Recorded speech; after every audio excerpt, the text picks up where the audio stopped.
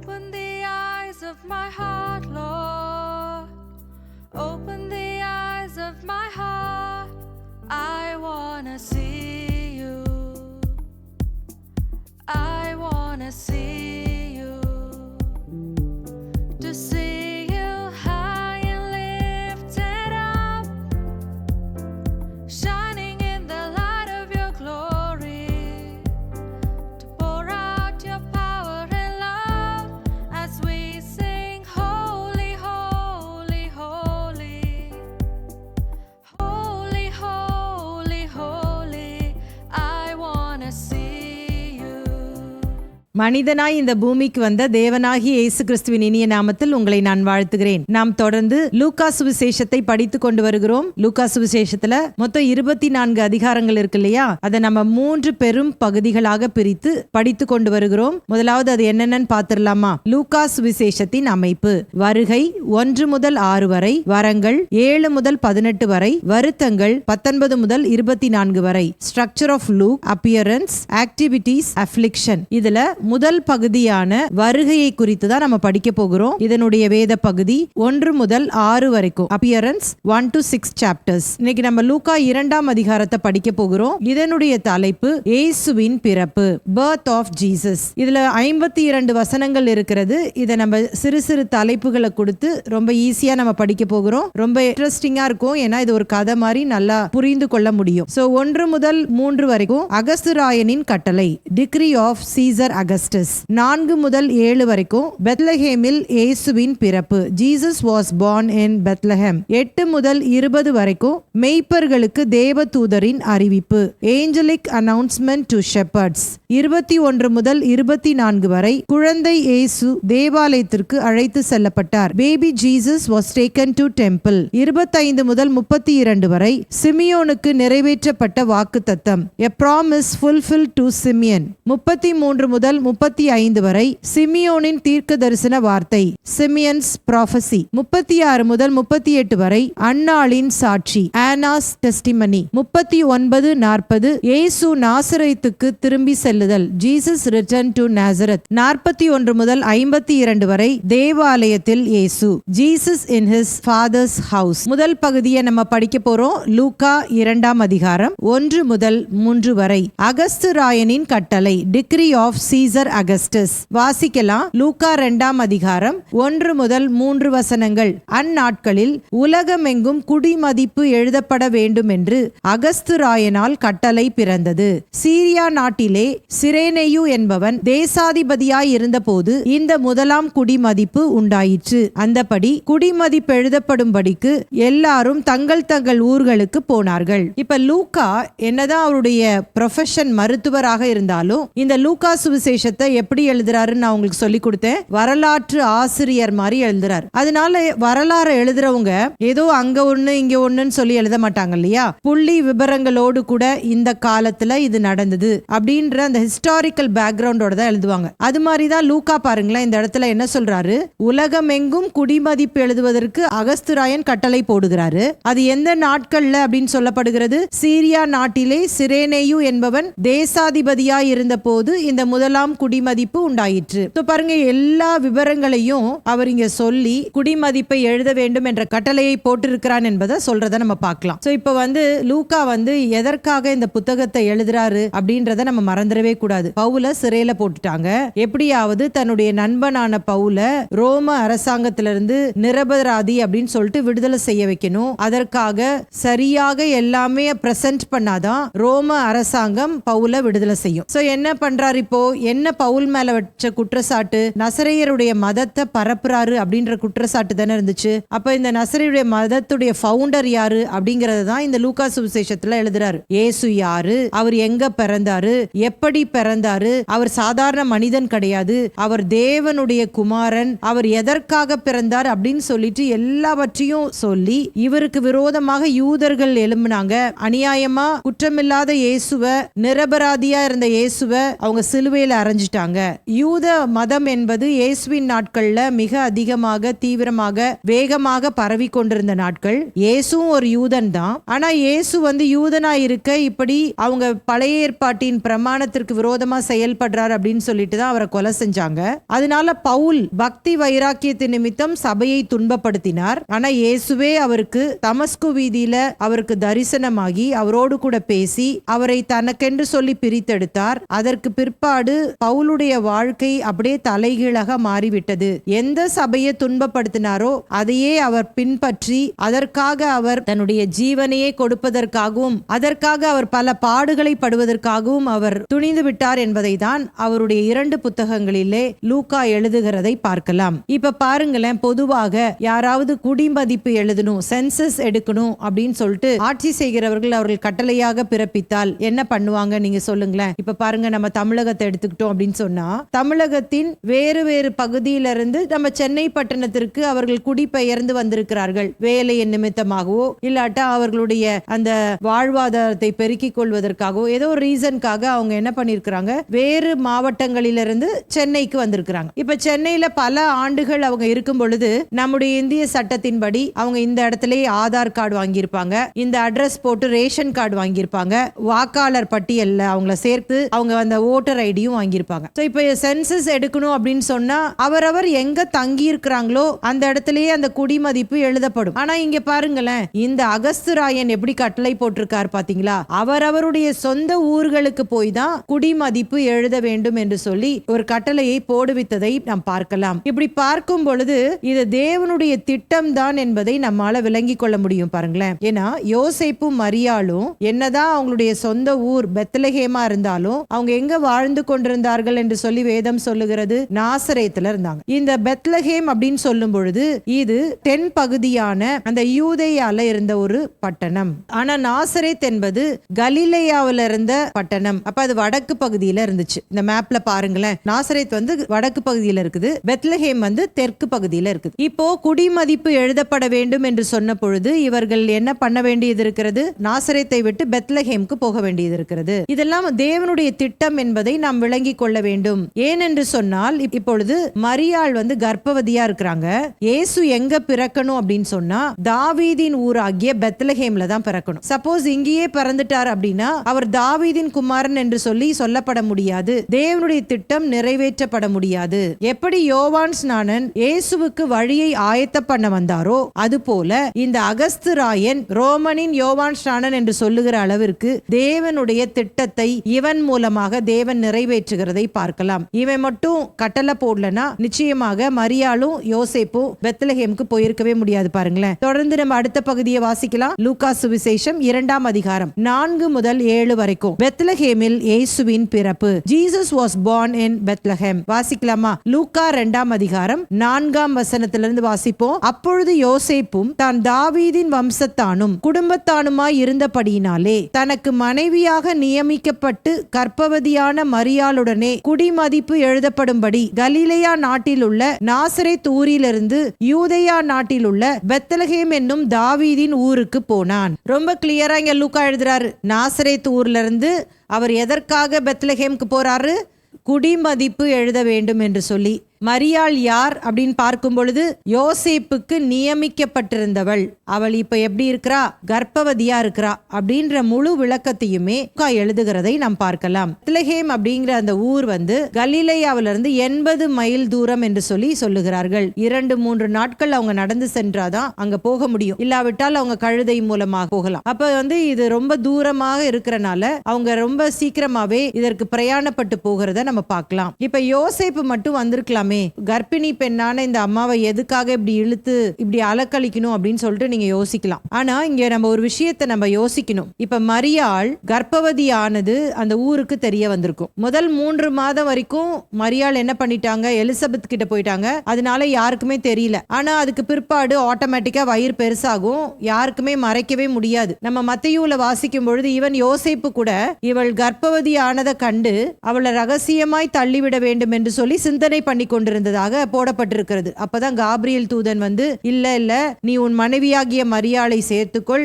இவளுக்கு உண்டான இந்த குழந்தை அது பரிசுத்த ஆவியினால் உற்பத்தியானது என்பதை சொல்லி சேர்த்து கொள்ள வைக்கிறார். இப்ப யோசேப்புக்கு நேரடியாக தூதன் பேசி அவர் மரியாளை ஏற்றுக்கொண்டு விட்டார். ஆனா மரியாளுடைய குடும்பத்தாரோ இல்லாட்டா யோசேப்பின் குடும்பத்தாரோ இல்லன்னா அவங்க ஊர் மக்கள் அவங்களை அங்கீகரிச்சிருப்பாங்களா? கண்டிப்பா இருக்காதுல்ல. எல்லாருமே ஒரு சஸ்பிஷியஸா பார்த்துட்டே இருந்திருப்பாங்க. என்னவா இருக்கும், எப்படி இவ கர்ப்பமானா, அதையும் இந்த பையன் சேர்த்துக்கிட்டானே, அப்படிலாம் நிறைய பல காரியங்களை பேசி கொண்டிருந்திருப்பாங்க. இப்ப மரியாளை மட்டும் தனியா இங்க விட்டுட்டு போனா எல்லாரும் ஏதாவது தேவையில்லாம மரியாளை பேசி காயப்படுத்துவாங்க. யோசேப்பை குறித்து வேதம் சொல்லுகிறது, புதிய ஏற்பாட்டு துவக்கத்திலேயே நம்ம பார்க்கிறோம், நீதிமான் என்று சொல்லி வேதம் அழைக்கிறது. ஏனென்று சொன்னால் நீதிமானுடைய அத்தனை குணாதிசயங்களும் இந்த யோசேப்புக்கு இருக்குது. இப்ப ஒரு பெண் தப்பு பண்ணிட்டா எந்த கணவனாவது அதை ரகசியமா வைக்கணும்னு நினைப்பானா? இந்த நாட்கள்ல ஒரே ஈகோ பிரச்சனை வேற வந்துரும். எவ்வளவு தூரம் பெண் வீட்டாரை குற்றம் சொல்ல முடியுமோ, ஒண்ணும் இல்லாத தப்புக்கே குற்றம் சொல்றவங்க இந்த மாதிரி காரியங்கள் நடந்தது அப்படின்னு சொல்லி யாருக்காவது தெரிய வந்தா சும்மா விடுவாங்களா? ஆனா நீதிமானான யோசேப்பு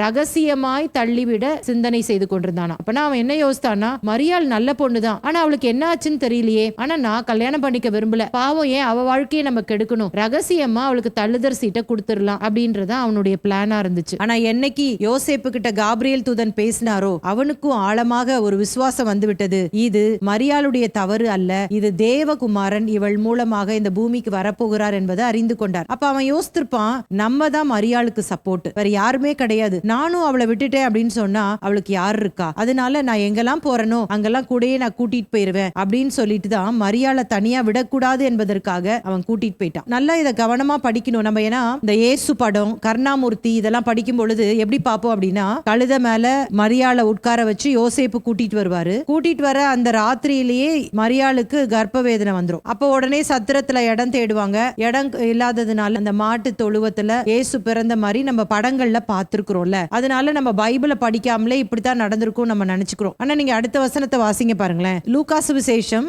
2ஆம் அதிகாரம் 6ஆம் வசனம். அவ்விடத்திலே அவர்கள் இருக்கையில் அவளுக்கு பிரசவ காலம் நேரிற்று. என்ன ஆயிருக்கு அப்படின்றத நம்ம விளங்கி கொள்ளணும். ஏதோ மரியாள் வந்து அந்த 9 மாதம் முடிஞ்ச பிறகுதான் கஷ்டப்படுத்தி யோசேப்பு கொண்டு போல, அகஸ்துராயன் கட்டளையை பிறப்பித்த உடனேயே இதுதான் சாக்கு அப்படின்னு சொல்லிட்டு மரியாளை கூட்டிட்டு சொந்த ஊரான பெத்லஹேமுக்கு போயிருப்பார். ஏன்னா பெத்லஹேம்ல இருக்கிறவங்களுக்கு மரியாள் எப்படி கர்ப்பமானா அப்படின்ற விஷயம் தெரியாது. அப்பெல்லாம் போன் இல்ல பாருங்க, எந்த நியூஸும் அவ்வளவு சீக்கிரமா எங்கேயும் போகாது. நாசரேத்துல இருக்கிறவங்களுக்கு எல்லாம் தெரிஞ்சிருக்கும், ஆனா பெத்லஹேம்ல இருக்கவங்களுக்கு தெரிஞ்சிருக்காது. இப்ப என்ன பண்ணிட்டாரு யோசேப்பு, இந்த ஒரு காரியத்தையும் தனக்கு சாதகமாக பயன்படுத்தி கொண்டார். புத்திசாலித்தனமா என்ன பண்ணிட்டாரு, இங்க பிரசவம் ஆச்சுன்னா எல்லாரும் திரும்பி எதையாவது பேசிட்டு கிடப்பாங்க, நம்ம பெட்டர் நம்ம சொந்த ஊருக்கே இந்த டைம்லயே போயிட்டோம் அப்படின்னு சொன்னா இந்த பேச்செல்லாம் கொஞ்சம் குறைச்சிடலாம், மரியாளையும் காப்பாத்திரலாம், அவளுக்கு இல்லைன்னா எவ்வளவு மனசு கஷ்டமா இருக்கும் அப்படின்னு சொல்லிட்டு யோசேப்பு யோசித்திருக்கலாம். இந்த அகஸ்துராயன் இந்த மாதிரி கட்டளை போட்டது இவனுக்கு அட்வான்டேஜ் ஆயிருச்சு. தன்னுடைய மனைவியை கூட்டிக் கொண்டு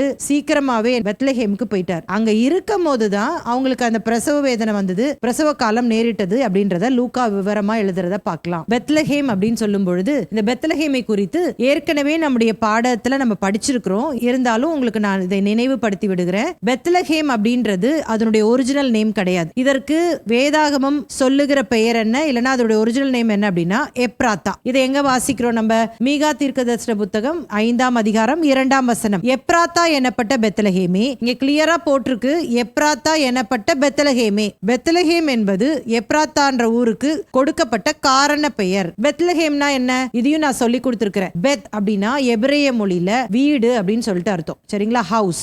லெஹேம் அப்படின்னு சொன்னா பிரெட் அல்லது அப்பம் என்று சொல்லி அர்த்தம். அப்ப பெத்லஹேம் அப்படின்னா அப்பத்தின் வீடு, ஹவுஸ் ஆஃப் பிரெட். ஏன் இதுக்கு ஹவுஸ் ஆஃப் பிரெட் அப்படின்னு வச்சாங்கன்னா, இந்த எப்ராத்தாவில் ரொம்ப ரொம்ப அதிகமாக விளையக்கூடிய ஒன்று என்னன்னா கோதுமை, வார்கோதுமை. அதனால இந்த வார்கோதுமை கோதுமையை கொண்டு அதிகமான அப்பங்களை அவங்க வந்து செய்து வைப்பார்கள். ஹை குவாலிட்டி கோதுமை கிடைக்கும் இங்க, சரிங்களா, ஃபர்ஸ்ட் குவாலிட்டி. சோ இப்ப யாராவது இப்ப நம்ம ஊர்ல கூட எடுத்துக்கிட்டோம் அப்படின்னு சொன்னா, நம்ம ஊர்ல சில ஸ்பெஷாலிட்டி இருக்குல்ல, இப்ப திருநெல்வேலி அப்படின்னு சொன்னா திருநெல்வேலி அல்வா அப்படின்னு சொல்றோம், சேலம் அப்படின்னு சொல்லி எடுத்துக்கிட்டோம்னா மாம்பழம், இப்படி ஒவ்வொரு ஊருக்கும் ஒவ்வொரு ஸ்பெஷாலிட்டி இருக்குல்ல. அது மாதிரி எப்ராத்தாக்கு யாராவது டிராவல் பண்ணிட்டு வந்தாங்க அப்படின்னா கோதுமை கொண்டு வந்தீங்களா அப்படின்னு கேட்பாங்க. மலிவாக கிடைக்கும், அதே நேரத்துல ஃபர்ஸ்ட் குவாலிட்டி இருந்துச்சு. இதனாலதான் இந்த பட்டணத்துக்கு பெத்லஹேம் அப்படின்ற பெயர் வந்துச்சு. அப்பத்தின் வீடு, ஹவுஸ் ஆஃப் பிரெட் அப்படின்னு பெயர் வந்தது. ஏன் இயேசு பெத்லஹேமில் பிறக்க வேண்டும் அப்படின்னும் போது சில காரணங்களை நம்ம படிக்க போறோம். முதலாவதாக வேத வாக்கியம் நிறைவேற. வேத வாக்கியம் என்ன சொல்லுது? தாவீதின் குமாரன் தாவீதின் ஊரில் பிறக்க வேண்டும். ஏன்னா தாவீது ஊர் பெத்லஹேம் தானே, அதனால இயேசுவும் தாவீதின் குமாரனாக அழைக்கப்பட போகிறார். அவர் தாவீதின் ஊர்ல தான் பிறக்கணும். இது பழைய ஏற்பாட்டுல இயேசுவை குறித்ததான தீர்க்க தரிசனம் நிறைவேறணும். அதுக்காக ஆண்டவர் அங்கதான் பிறக்கணும். இரண்டாவதாக நம்ம இப்ப பேசிக் கொண்டிருந்த அந்த காரியம் என்ன அப்படின்னா, இயேசு கிறிஸ்து சொல்லி இருக்கிறார் யோவான் சுவிசேஷம் 6ஆம் அதிகாரத்துல, ஜீவ அப்பம் நானே. நம்ம குட்டி பிள்ளைங்களுக்கு எல்லாம் ஃபர்ஸ்ட் வசனம் இதான் சொல்லி தருவோம்ல. இப்ப ஜீவ அப்பம் நானே அப்படின்னு சொல்லும் பொழுது இயேசுவின் நாட்கள்லயும் சரி இப்பமும் சரி யூதர்கள் மிக அதிகமாக அவங்க உணவு சாப்பிடுறது என்ன அப்படின்னா அப்பம். இப்ப நம்ம எப்படி வெள்ளைச்சோறு பயன்படுத்துகிறோமோ அது போல யூதர்கள் பிரதானமாக அவங்களுடைய ஸ்டேபிள் ஃபுட்னு சொல்லிடலாம், அப்பத்தை தான் பயன்படுத்துவாங்க. இப்ப அப்பம் எல்லார் வீட்லயும் டிஃபால்ட்டா இருக்கும். இப்ப நம்ம எல்லார் வீட்லயும் எப்படி அந்த வெள்ளைச்சோறு இருக்குதானே செய்து, நீங்க என்னங்க சாப்பிட்டீங்க அப்படின்னு கேட்டா நாங்க சாம்பார் சாப்பிட்டோம் அப்படின்னு சொல்லுவோம், மீன் குழம்பு சாப்பிட்டோம் அப்படின்னு சொல்லுவோம். உடனே யாராவது கேட்பாங்களா, நீங்க சாம்பார் டம்ளர்ல ஊத்தி குடிச்சீங்களா இல்ல மீன் குழம்ப நீங்க குடிச்சீங்களா அப்படின்னு கேட்க மாட்டாங்கல்ல. நமக்கு எல்லாருக்குமே தெரியும் சாதத்தோட சேர்த்து அந்த குழம்பு ஊத்தி சாப்பிட்டோம் அப்படின்னு சொல்லிட்டுல. அதே மாதிரிதான் அப்பம் என்பது எல்லார் வீட்லயும் மூட்டை மூட்டையா வச்சிருப்பாங்க. இந்த அப்பத்து கூட தொட்டுக்கிறதுக்கு தான் நம்ம குழம்பு வைக்கிற மாதிரி அவங்க டிஷ்ஷஸ் செஞ்சு சாப்பிடுவாங்க. எல்லா ஏழையில இருந்து பணக்காரர் வீடு வரைக்கும் அப்பம் ஒரு எளிமையான ஒரு உணவு. அப்ப ஆண்டவராகிய இயேசு கிறிஸ்து அவர் சொல்றாரு ஜீவ அப்பம் நானே அப்படின்னு சொல்லும் பொழுது ஆண்டவர் அவர் எப்படிப்பட்டவராக வரப்போகிறார் என்பதை தான் தீர்க்க தரிசனமாக அந்த ஜனங்களுக்கு அன்றைக்கு போதனையா கொடுக்கிறாரு. எப்படி அப்பம் உங்களுடைய சரீரத்திற்கு உயிர் கொடுக்கிறதோ அது போல ஜீவப்பமாகிய என்னை நீங்கள் புசிக்கும் பொழுது நீங்கள் ஆத்துமாவிலே உயிர் பெற்றவர்களாய் இருப்பீர்கள். யோவான்ல கூட நம்ம வாசிக்கிறோம்ல அந்த 6ஆம் அதிகாரத்துல ஜனங்கள்ட்ட சொல்லும் போது இவர் என்ன இவருடைய சரீரத்தை போய் சாப்பிட சொல்றாரு அப்படின்னு சொல்லிட்டு அநேகர் இடறி போயிட்டாங்களாம். ஆனா இயேசு கிறிஸ்து அவருடைய சரீரத்தை குறித்து சொல்லல, அவர் படப்போகிற பாடுகள், அவர் அடைய போகிற மரணத்தை குறித்து அவர் சொல்லி, என்னை ஏற்றுக்கொள்ளும் பொழுது நீங்கள் பாவ மன்னிப்பின் நிச்சயத்தை பெற்றுக்கொண்டு நீங்கள் இதற்கு அடையாளமாக என்னுடைய சரீரத்தையும் இரத்தத்திற்கு அடையாளமாக திராட்சரசத்தையும் நீங்கள் பருக வேண்டும் என்று சொல்லி என்னை நினைவு கூறும்படி செய்யுங்கள் சொல்றாரு இல்லையா. திருவிருந்துல அனுசரிக்கிறோம் இல்லையா, அதை தான் நம்ம ஞாபகம் வச்சுக்கணும். சரியா? அப்ப இரண்டாவதாக என்ன காரணம் அப்படின்னு சொன்னா, ஜீவ அப்பம் நானே என்று இயேசு உரைத்தபடியால் உயர்தர அப்பம் கிடைக்கும் இடத்தில் தான் அவர் பிறக்க வேண்டும். மூன்றாவதாக ஒரு காரணத்தை நான் சொல்ல விரும்புகிறேன். பாவத்தை சுமந்து தீர்க்கிற தேவ ஆட்டுக்குட்டி இயேசு, உயர்தர ஆட்டுக்குட்டி கிடைக்கும் இடம். இதையும் நான் எக்ஸ்பிளைன் பண்றேன். உலகளாவிய ஆடுகளை நம்ம படிக்கும் பொழுது நிறைய பிரீட்ஸ் இருக்கு. சோ இந்த ஷீப்ல பாத்தீங்கன்னா நிறைய பிரீட்ல ஹை குவாலிட்டி பிரீட் எங்க இருக்கு அப்படின்னா அது பெத்லஹேம்ல தான் அது இருக்கு. உயர்தரம் வாய்ந்த ஆடுகள் வளர்க்கப்படுகிற இடம் பெத்லஹேம். தேவ ஆட்டுக்குட்டியானவராக பாவத்திற்கு மரிக்க போகிறார் இயேசு. அதற்கு அடையாளமாக உயர்தரம் ஆடுகள் வளர்க்கப்படக்கூடிய அந்த பெத்லஹேமில் தான் அவர் பிறக்க வேண்டும் என்று சொல்லி ஆண்டவர் பெத்லஹேம்ல பிறக்கிறாரு. லூக்கா சுவிசேஷம் 2ஆம் அதிகாரம் 7ஆம் வசனத்தை வாசிக்க போறோம். அவள் தன் முதற் பேரான குமாரனை பெற்று சத்திரத்திலே அவர்களுக்கு இடம் இல்லாது இருந்தபடியினால் பிள்ளையை துணிகளில் சுற்றி முன்னணியிலே கிடத்தினாள். நான் ஏற்கனவே சொன்ன அந்த பின்னணியை ஞாபகம் வச்சுக்கோங்க. அன்னைக்கு நைட் திடீர்னு பிரசவ காலம் ஒவ்வொரு சத்திரமா தேடி அலைஞ்சு யோசேப்பு எங்கேயுமே கிடைக்காதனால அவங்க மாட்டு தொழுவத்துல குழந்தை அவள் பெற்றெடுத்தாள் என்று சொல்லி நினைச்சுக்காதீங்க. அவ்விடத்தில் இருக்கையிலே அவளுக்கு பிரசவ வேதனை வந்தது. அப்ப சத்திரத்திலே இடம் இல்லாததுனால பேரானவரை அவள் பெற்று முன்னணியிலே கிடத்தினாள் என்று சொல்லி இந்த வேத பகுதி சொல்லுது. இதற்கு ஒரு சின்ன பேக்ரவுண்ட் உங்களுக்கு சொல்லி தர போறேன். என்ன அப்படின்னு சொன்னா, இப்போ யோசேப்பும் மரியாளும் அவங்க நாசரேத்துல இருந்து பெத்லஹேம்க்கு போயிட்டாங்க. ஒவ்வொருவரும் என்னதான் அவங்க ஒரு ஊர்ல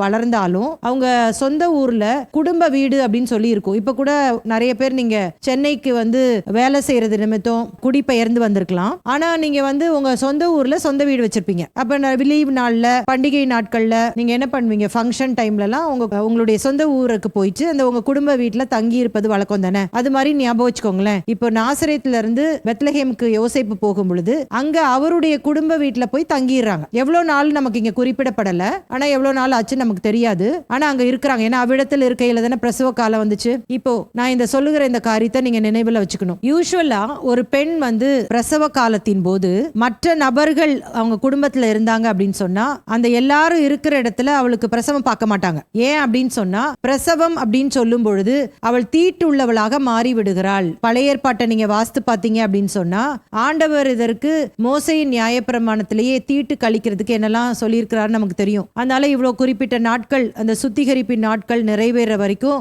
ஸ்திரீகள் தனியா தான் இருக்கணும். அப்ப என்ன பண்ணுவாங்க அப்படின்னா, எல்லாரும் கீழே வீட்டுல இருந்துப்பாங்க.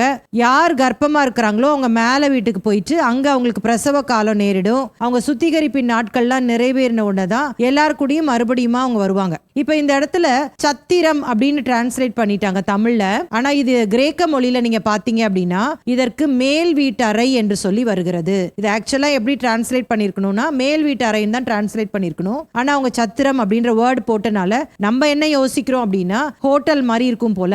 ஏன்னா அவங்களுக்கு வந்து வெளியூர்ல இருந்து வராங்க, அவங்களுக்கு வீடுலாம் இருக்காது, அதனால அவங்க ஹோட்டல்ல போய் தங்கி இருக்கிறாங்க அப்படின்னு சொல்லிட்டு நம்ம நினைச்சுப்போம். ஆனா இது ஆக்சுவலா எப்படி டிரான்ஸ்லேட் பண்ணிருக்கணும், அப்பர் ரூம், மேல் வீட்டறை. இன்னொரு ஒரு கருத்தும் இதுல சொல்றாங்க என்ன அப்படின்னா, இப்ப யோசேப்பும் மரியாளும் ரொம்ப பணக்காரரா இருந்தனால அவங்க குடும்ப வீட்டுல வந்து நிறைய சொந்தக்காரங்கெல்லாம் வந்திருப்பாங்க. அதனால அங்க வசதியா இருக்காது அப்படின்றதுக்காக ஹோட்டல்ல போய் தங்குறதுக்காக தான் சத்திரத்துக்கு போயிருக்கணும். சத்திரம் வந்து இப்போ பெத்லஹேம் அப்படின்னு எடுத்துக்கிட்டா அது ரொம்ப குட்டி பட்டணம், அதனால அங்க ஒரே ஒரு சத்திரம் தான் இருந்துச்சு. இப்ப வெளியூர்ல இருந்து எல்லாரும் குடிமதிப்பு எழுதுறதுக்கு வந்தனால யோசேப்புக்கும் மரியாளுக்கும் அங்க இடம் கிடைக்கல அப்படின்ற வியூ பாயிண்ட் கொடுக்குறாங்க. ஆனா நான் சொல்ற வியூ பாயிண்ட்ல நீங்க பாத்தீங்கன்னா இந்த வேத வசனத்தோட அது பொருந்தும். அதனால இதை நீங்க கேட்டுக்கோங்க. இப்ப நான் சொன்ன மாதிரி இந்த சுத்திகரிப்பின் நாட்கள் நிறைவேறுகிற வரைக்கும் பெண்கள் மேல் வீட்டறையில தான் இருக்கணும். ஆனா சப்போஸ் இப்ப வசதியான வீடு இல்ல, மாடி வீடு எல்லாம் இல்ல அப்படின்றவங்க என்ன பண்ணுவாங்களாம், பிரசவ வேதனை வந்த உடனே அவங்கள கொண்டு போய் மேய்ப்பர்கள் இருக்கிற இடத்துல விட்டுருவாங்க. மேய்ப்பர்கள் எங்க இருப்பாங்க அப்படின்னா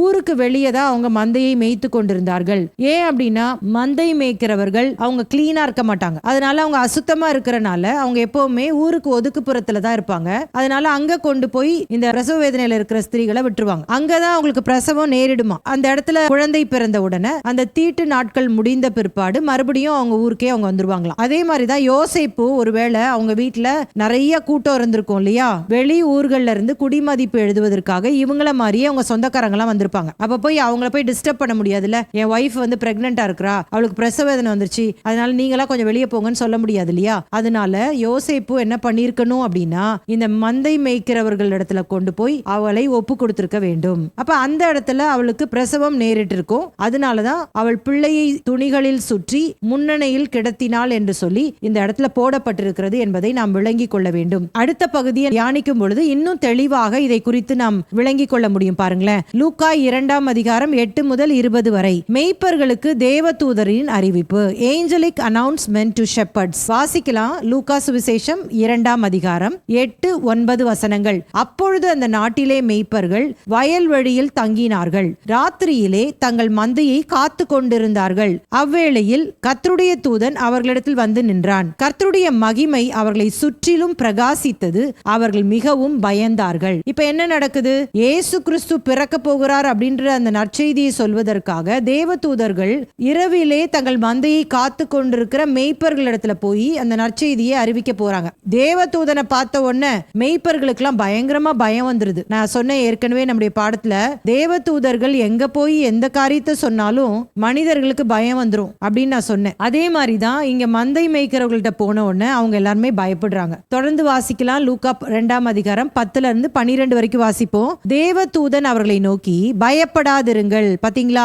தேவதூதர்கள் அதனால எப்பவுமே சொல்ல வேண்டிய காரியத்திற்கு முன்னாடி முதல் வார்த்தையா என்ன சொல்லுவாங்க, பயப்படாதிருங்கள், இதோ எல்லா ஜனத்துக்கும் மிகுந்த சந்தோஷத்தை உண்டாக்கும் நற்செய்தியை உங்களுக்கு அறிவிக்கிறேன். ஏன் நற்செய்தி அப்படின்னு சொல்லிட்டு இந்த மேய்ப்பர்களுக்கு சொன்னாங்க அப்படின்னா, காஸ்பல் நற்செய்தி அப்படின்னா என்னது, இயேசு கிறிஸ்து பிறந்துட்டாரு, இந்த பாவத்தை சுமந்து தீர்க்கிற தேவ ஆட்டுக்குட்டி பிறந்துட்டார், அதான் நற்செய்தியில. மேய்ப்பர்கள் பொதுவாக இவர்களுக்கு எந்த நல்ல காரியங்களுக்கும் இன்விடேஷன் கிடைக்கவே கிடைக்காது, யாருமே கூப்பிட மாட்டாங்க. ஏன் அப்படின்னா இவங்க அசுத்தமா இருப்பாங்கல்ல, இவங்களை போய் நல்ல காரியங்களுக்கு கூப்பிடவே மாட்டாங்க. இவங்களுக்கு அந்தால எந்த ஒரு நல்ல செய்தியும் கிடைக்கவே கிடைக்காது. ஆனா இங்க தேவதூதன் இவர்களுக்கு வந்து இந்த நல்ல செய்தியை கொடுக்கிறார். இன்று கர்த்தராகிய கிறிஸ்து என்னும் இரட்சகர் உங்களுக்கு தாவீதின் ஊரிலே பிறந்திருக்கிறார், பிள்ளையை துணிகளில் சுற்றி முன்னணியிலே கிடத்தி இருக்க காண்பீர்கள், இதுவே உங்களுக்கு அடையாளம் என்றான். இந்த மேய்ப்பர்களிடத்தில் தேவதூதன் சொல்றாரு, கிறிஸ்து தாவீதின் ஊரில பிறந்திருக்கிறார், உங்களுக்கு அடையாளம் என்ன அப்படின்னா பிள்ளையை துணிகளில் சுற்றி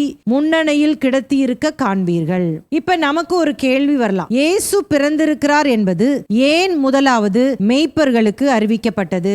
இயேசுவின் நாட்கள்ல எத்தனையோ பெரிய பெரிய நபர்கள் இருந்தாங்கல்ல, மத போதகர்கள் இருந்தாங்க, பரிசேயர்கள் இருந்தாங்க, வேத பாரகர்கள், இன்னும் பெரிய பெரிய ஆட்கள் இருந்திருப்பாங்கல்ல.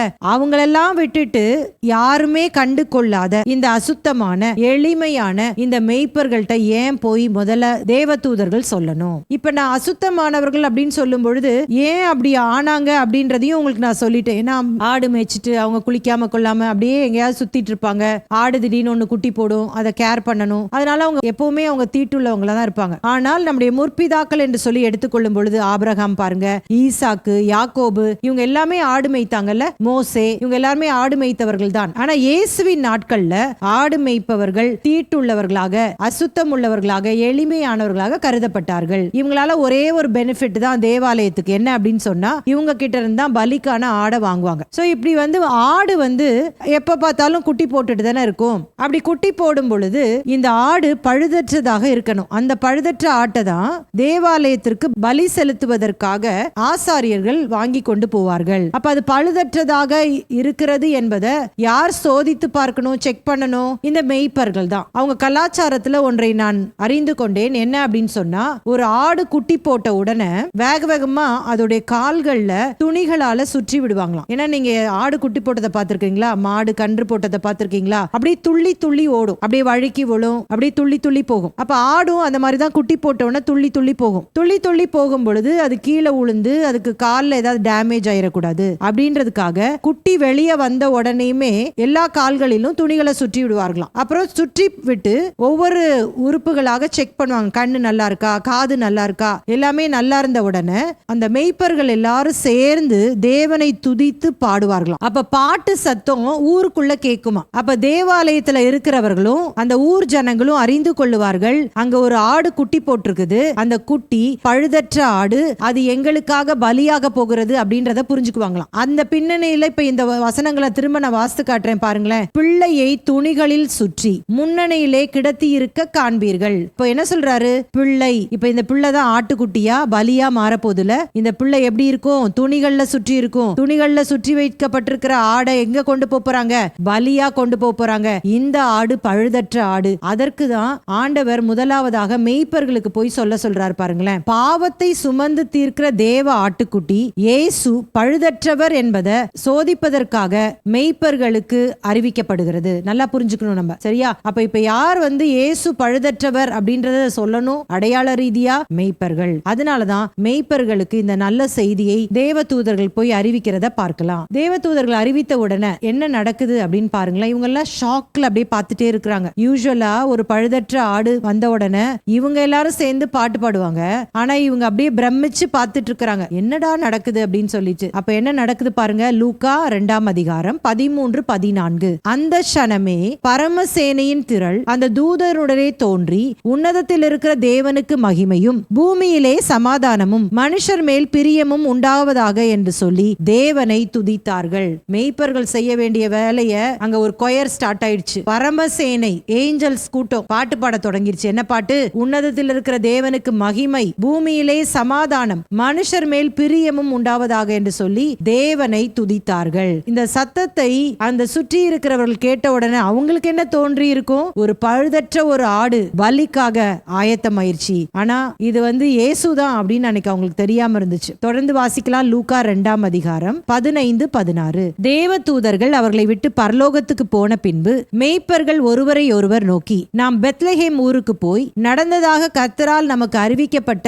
இந்த காரியத்தை பார்ப்போம் வாருங்கள் என்று சொல்லி தீவிரமாய் வந்து மரியாளையும் யோசேப்பையும் முன்னணியிலே கிடத்தி இருக்கிற பிள்ளையையும் கண்டார்கள். இங்க பாருங்க, இப்போ மெய்ப்பர்கள் ஒருவரை ஒருவர் பார்த்து சொல்றாங்க, வாங்க நம்ம பெத்லகேமுக்கு சீக்கிரமா போலாம், இங்க தேவதூதர்கள் அறிவித்த வண்ணமே நம்ம போய் அந்த பிள்ளைய தொழுது கொள்ளலாம் அப்படின்னு சொல்லிட்டு போறாங்க. போயிட்டு மரியாளையும் யோசேப்பையும் முன்னணியில கிடத்தி இருக்கிற இயேசுவையும் பார்த்து ரொம்ப சந்தோஷப்படுறாங்க. லூக்கா 2ஆம் அதிகாரம் 17-18 வாசிங்க. கண்டு அந்த பிள்ளையை குறித்து தங்களுக்கு சொல்லப்பட்ட சங்கதியை பிரசித்தம் பண்ணினார்கள். மெய்ப்பராலே தங்களுக்கு சொல்லப்பட்டதை கேட்ட யாவரும் அவைகளை குறித்து ஆச்சரியப்பட்டார்கள். அப்ப பாருங்க, தேவதூதர்கள் என்ன அறிவித்தார்களோ அதே மாதிரி போய் பாக்குறாங்க. அங்க யோசேப்பும் மரியாளும் அந்த பிள்ளையும் துணிகளை சுற்றி இருக்க பார்த்த உடனே அவளுக்கு ரொம்ப சந்தோஷமாயிருது. அதை கண்டு அப்படியே அவங்க பேசாம இல்ல, இந்த சங்கதியை அவங்க எல்லாருக்கும் பறைசாற்றினாங்களாம். இப்படி சொல்லாமா? இந்த மெய்ப்பர்கள் தான் முதல் இவாஞ்சலிஸ்ட். இவாஞ்சல் அப்படின்னு அப்படின்னா என்ன அர்த்தம்? நான் என்ன சொல்லி கொடுத்திருக்கிறேன்? குட் நியூஸ், இவாஞ்சலியோன் அப்படின்ற வார்த்தையில இருந்து வந்தது. இன்னைக்கு நம்ம இவாஞ்சலிசம் போறோம் அப்படின்னு சொல்றோம்ல.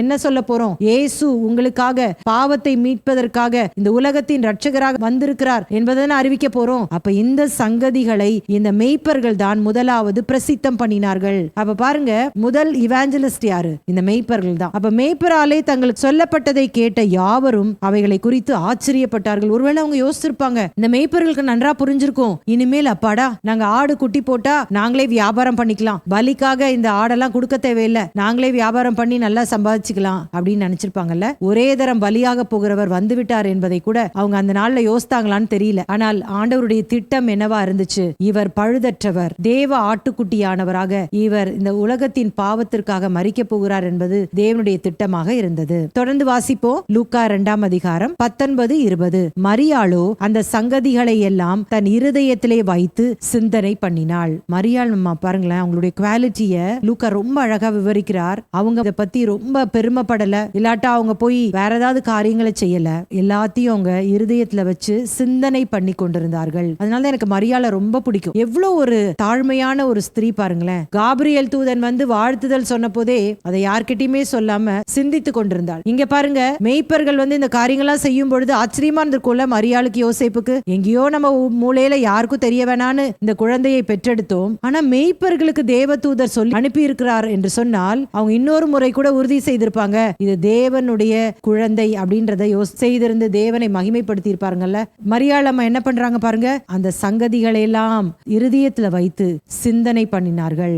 பெண்களுக்குரிய ஒரு முக்கியமான குணம் என்ன அப்படின்னா, பேதுரு எழுதுகிற அந்த சாந்தமுள்ள அமைதலுள்ள ஆவி, அது எல்லா பெண்களும் நம்ம ஆண்டவர்ட்ட கேட்டு பெற்றுக்கொள்ள வேண்டும். மரியாள் பாருங்க, அவ வாலிப நாட்கள்ல வார்த்தையை படிச்சு அந்த வார்த்தையானவரையே அவ கர்ப்பம் தரித்து, இப்ப வார்த்தையானவரையே அவர் பெற்றெடுத்து, இப்ப அவரை போலவே அவள் மாறிவிட்டாள் என்றுதான் சொல்லணும். மரியாளுக்குள்ள இந்த சாந்தமுள்ள அமைதலுள்ள ஆவி அவளுக்குள்ள வந்துவிட்டது என்பதை நாம் விளங்கிக் கொள்ள வேண்டும். தொடர்ந்து வாசிக்கலாம். 20ஆம் வசனம். மேய்ப்பர்களும் தங்களுக்கு சொல்லப்பட்டதின்படியே கேட்டு கண்ட எல்லாவற்றுக்காகவும் தேவனை மகிமைப்படுத்தி துதித்து கொண்டு திரும்பி போனார்கள். மேய்ப்பர்களும் ஆண்டவரை துதித்து அவர்களுடைய இடங்களுக்கு திரும்ப போகிறத பார்க்கலாம். அடுத்த பகுதியை நம்ம தியானிக்கலாம். லூக்கா சுவிசேஷம் 2ஆம் அதிகாரம் 21 முதல் 24 வரை. குழந்தை இயேசு தேவாலயத்திற்கு அழைத்து செல்லப்பட்டார். Baby Jesus was taken to temple. வாசிக்கலாம். லூக்கா 2ஆம் அதிகாரம் 21-22. பிள்ளைக்கு விருத்த சேதனம் பண்ண வேண்டிய 8ஆம் நாளிலே,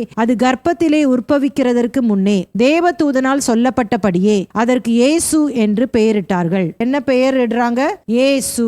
ஒருவேளை இந்த இடத்துல இயேசுக்கு என்ன அர்த்தம் கொடுக்கப்படல. ஆனா மத்தேயு 1ஆம் அதிகாரம் 21ஆம் வசனத்திலே நம்ம வாசிக்கும் பொழுது யோசேப்பு கிட்ட தேவதூதன் சொல்றாரு, அந்த குமாரனுக்கு நீ இயேசு என்று பெயரிடுவாயாக, ஏனெனில் அவர் ஜனங்களின் பாவங்களை நீக்கி ரட்சிக்க போகிறார் என்று சொல்லி ரட்சகர் அப்படின்றத அங்க சொல்றத பார்க்கலாம். இயேசு அப்படின்ற நேம் வந்து இயேசுவின் நாட்கள்ல எல்லாருக்குமே வைக்கப்படுகிற ஒரு காமன் நேம் தான். ஆனா இப்ப பிறந்திருக்கிற இந்த தேவகுமாரனாய் இருக்கிற இயேசு, இவர் உன்னதத்திலிருந்து வந்த தேவகுமாரன், உலகத்தின் ரட்சகர் என்பதை மறந்து போக கூடாது. என்ன நடக்குது? 22ஆம் வசனம். மோசேயின் நியாயப்பிரமாணத்தின்படியே அவர்களுடைய சுத்திகரிப்பின் நாட்கள் நிறைவேறின போது. ஒவ்வொன்றையும் நம்ம பார்க்கும் பொழுது இந்த யோசேப்பும் மரியாளும் ஆண்டவருக்கு பயந்து வாழ்ந்தவர்கள், ஆண்டவர் சொல்லி வைத்திருக்கிற அந்த நியாயப்பிரமாணத்திற்கு கீழ்ப்படிந்து நடந்தவர்கள் என்பதை நம்மளால புரிஞ்சு கொள்ள முடியுது. ஆபிரகாமின் சந்ததியிலே பிறக்கிற ஒவ்வொரு யூத ஆண்மகனும் 8ஆம் நாளிலே விருத்த சேதனம் செய்யணும். அதே மாதிரி பிள்ளைக்கு 8ஆம் நாள் வந்த போது அவனுக்கு விருத்த சேதனம் பண்ணி பெயர் வைக்கிறாங்க. 2வது விஷயம், மோசேயின் நியாயப்பிரமாணத்தின்படி ஆண் பிள்ளையை பெற்றெடுத்த ஸ்திரீ 40 நாட்கள் நிறைவேறின உடனே இந்த சுத்திகரிப்பின் நாட்கள் அவங்களுக்கு நிறைவேறிடுச்சு. அப்ப போய் மோசேயின் நியாயப்பிரமாணத்தின்படி பாவ நிவர்த்தி பலி, குற்ற நிவாரண பலி எல்லாம் செலுத்தணும். அதே மாதிரி இவங்க மோசேயின் நியாயப்பிரமாணத்தை தவறாம கடைபிடிச்சிருக்காங்க பாருங்களேன். சுத்திகரிப்பின் நாட்கள் நிறைவேறின உடனே 23 இருந்து வாசிங்க. முதற் பேரான எந்த ஆண் பிள்ளையும் கர்த்தருக்கு பரிசுத்தமானது என்னப்படும் என்று கர்த்தருடைய நியாயப்பிரமாணத்தில் எழுதியிருக்கிறபடி அவரை கர்த்தருக்கு என்று ஒப்புக் கொடுக்கவும், கர்த்தருடைய நியாயப்பிரமாணத்தில் சொல்லி இருக்கிறபடி ஒரு ஜோடு காட்டுப்புறாவையாவது 2 புறா குஞ்சுகளையாவது பலியாக செலுத்தவும் அவரை எருசலேமுக்கு கொண்டு போனார்கள். கரெக்டா பண்றாங்க பாருங்களேன். ஆண்டவர் என்ன நியாயப்பிரமாணத்துல சொல்லி இருக்கிறாரோ அதன்படி யோசேப்பும் மரியாளும் 2 பேரும் என்ன பண்றாங்க? தேவாலயத்துக்கு பிள்ளையை தூக்கிட்டு போறாங்க. பிள்ளையை தூக்கிட்டு தூக்கிட்டு போய் பலியா என்ன கொடுக்கறாங்கன்னு போடப்பட்டிருக்கிறது.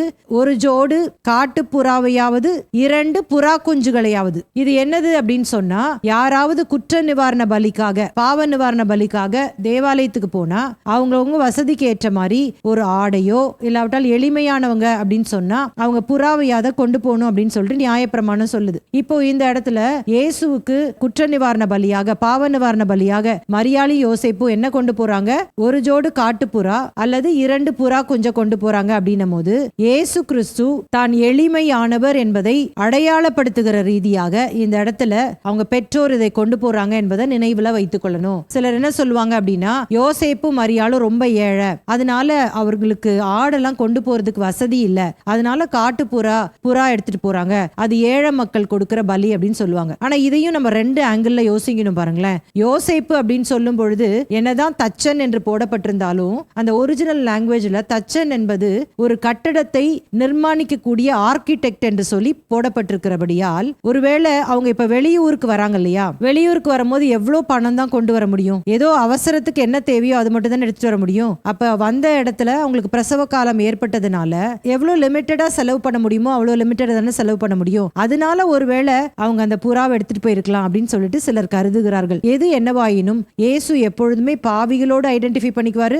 ஏழை எளிய மக்களோடு ஐடென்டிஃபை பண்ணிக்குவாரு அப்படின்றது உறுதியாக நம்ம நம்பக்கூடிய ஒன்றுதான். சரிங்களா? அப்ப இந்த காரியங்கள் எல்லாம் லூக்கா எழுதுறார். மற்ற எந்த சுவிசேஷகனும் இதை எழுதல. பாருங்களேன், யார்கிட்ட இருந்து இந்த விஷயம் எல்லாம் தெரிந்திருக்கும் அப்படின்னு சொன்னா, 2 ஆண்டுகள் பவுல் சிறையில இருக்கும் பொழுது மரியாளை தனியா போய் சந்திச்சு அந்த அம்மா கூட டைம் ஸ்பெண்ட் பண்ணி அவங்களுடைய ஃபீலிங்ஸ் எல்லாம் எழுதியிருக்காரு பாருங்க. அவங்க சிந்தனை பண்ணி கொண்டிருந்தார்கள். இதெல்லாம் எழுதியிருக்கிறார் அப்படின்னா கண்டிப்பா மரியாள் அம்மா தானே சொல்லியிருக்கணும். அவங்க பிரசவ காலம் நேரிட்டது, சத்திரத்துல இடம் இல்லை, இதெல்லாத்தையுமே மரியாள்கிட்ட இருந்து டைரக்டா லூக்கா கேட்டு தெரிந்து கொண்டு அதை எழுதியிருக்க வேண்டும் என்பது உறுதியாகிறது. அடுத்த பகுதிக்கு போயிடலாம். லூக்கா 2ஆம் அதிகாரம் 25-32 வரைக்கும். சிமியோனுக்கு நிறைவேற்றப்பட்ட வாக்கு தத்தம், a promise fulfilled to Simeon. வாசிக்கலாம். லூக்கா 2ஆம் அதிகாரம் 25-26. அப்பொழுது சிமியோன் என்னும் பெயர் கொண்ட ஒரு மனுஷன் எருசலேமில் இருந்தான். அவன் நீதியும் தேவ பக்தியும் உள்ளவனாயும் இஸ்ரவேலின் ஆறுதல் வர காத்திருக்கிறவனாயும் இருந்தான். அவன் மேல் பரிசுத்த ஆவி இருந்தார். கர்த்தருடைய கிறிஸ்துவை நீ காணும் முன்னே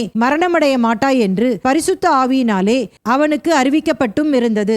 இப்ப இந்த சிமியோன் யாருன்னு சொல்லிட்டு இங்க கொடுக்கல. சிமியோன் என்னும் பெயர் கொண்ட ஒருவன் இருந்தான் அப்படின்னு தான் சொல்லப்பட்டிருக்குது. அவர் ஆசாரியனா இல்லனா என்ன அப்படின்னு போல. ஆனா என்னென்ன குறிப்புகள் அவரை குறித்து சொல்லப்பட்டிருக்கிறது? அவர் நீதி உள்ளவர், தேவ பக்தி உள்ளவர், இஸ்ரவேலின் ஆறுதல் வர காத்திருந்தவர். அப்படின்னா மேசியாவை எக்ஸ்பெக்ட் பண்ணிட்டு இருந்தவர். அவர் பரிசுத்த ஆவியினால் நிரப்பப்பட்டிருந்தவர். 4 விஷயம் சொல்லப்படுகிறது பாருங்க. நீதி உள்ளவர், தேவ பக்தி உள்ளவர், இஸ்ரவேலின் ஆறுதல் வர காத்திருந்தவர், பரிசுத்த ஆவி அவர் மேல இருந்தார். சோ இவ்வளவு விஷயங்கள் அவரை குறித்து லூக்கா எழுதுகிறார். ஆனால் இவர் ஒரு ஆசாரியன் அப்படின்னு சொல்லல. அதனால நம்ம ஆசாரியனா என்னெல்லாம் நமக்கு தெரியாது, அந்த பார்ட்டை நம்ம விட்டுறலாம். ஆனால் சிமியோனுக்கும் பரிசுத்த ஆவியானவர் இவ்வளவு காரியங்களை சாட்சியா சொல்றதுனால பரிசுத்த ஆவியானவர் அவர்கிட்டையும் போய் சொல்றாரு, இயேசு வரார் பாரு, நீயும் போ, தேவாலயத்துக்கு போ அப்படின்னு சொல்றாராம். 26 பாருங்க. கர்த்தருடைய கிறிஸ்துவை நீ காணும் முன்னே மரணம் அடைய மாட்டாய் என்று இன்னொரு விஷயத்தையும் இங்க பரிசுத்த ஆவியானவர் லூக்கா மூலமா சொல்றாரு. என்னன்னா, கர்த்தருடைய கிறிஸ்துவை நீ காணும் முன்னே மரணம் அடைய மாட்டாய் அப்படின்ற காரியத்தையும் சொல்றார். தொடர்ந்து வாசிக்கலாம். அவன் ஆவியின் ஏவுதலினால் தேவாலயத்திலே வந்திருந்தான். இப்ப பாருங்க,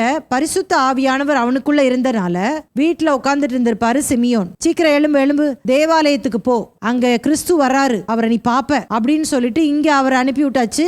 அங்க யோசேப்பு, மரியாள், இயேசு கிறிஸ்து 3 பேரும் தேவாலயத்துக்கு வராங்க. எவ்வளவு அழகா பரிசுத்த ஆவியானவர் வழி நடத்துறார் பாருங்க. அத லூக்கா ரொம்ப தெளிவா எழுதுறத பார்க்கலாம். இயேசு என்னும் பிள்ளைக்காக நியாயப்பிரமாண முறைமையின்படி செய்வதற்கு தாய் தகப்பன்மார் அவரை உள்ளே கொண்டு வருகையில் அவன் அவரை தன் கைகளில் ஏந்தி கொண்டு தேவனை ஸ்தோத்தரித்து, ஆண்டவரே, உமது வார்த்தையின்படி உமது அடியேனை இப்பொழுது சமாதானத்தோட போக விடுகிறீர். இங்க பாருங்க, கரெக்டா 2 பேரும் அப்படியே கோயின்சைட் ஆயிடுச்சு. இயேசு கிறிஸ்து வரவும் இவர் போகவும் சரியா இருந்துச்சு. கைகள் அந்த குழந்தையை ஏந்தி என்ன சொல்றாரு? இப்பொழுது என்னுடைய மரணம் சமாதானத்தோடு கூட போக போகிறது என்பதை அங்க சொல்றத பார்க்கலாம். தொடர்ந்து வாசிக்கலாம். லூக்கா 2ஆம் அதிகாரம் 30-32 வரைக்கும். புறஜாதிகளுக்கு பிரகாசிக்கிற ஒளியாகவும் உம்முடைய ஜனமாகிய இஸ்ரவேலுக்கு மகிமையாகவும் தேவரீர் சகல ஜனங்களுக்கும் முன்பாக ஆயத்தம் பண்ணின உம்முடைய இரட்சணியத்தை என் கண்கள் கண்டது என்றான். புறஜாதிகளுக்கு பிரகாசிக்கிற ஒளி. இப்ப இதுவரைக்கும் இஸ்ரவேலின் தேவன் யாருடைய தேவன்? இஸ்ரவேலர்களுக்கு மட்டுமே அவர் தேவன், புறஜாதிகளுக்கு தேவன் கிடையாது.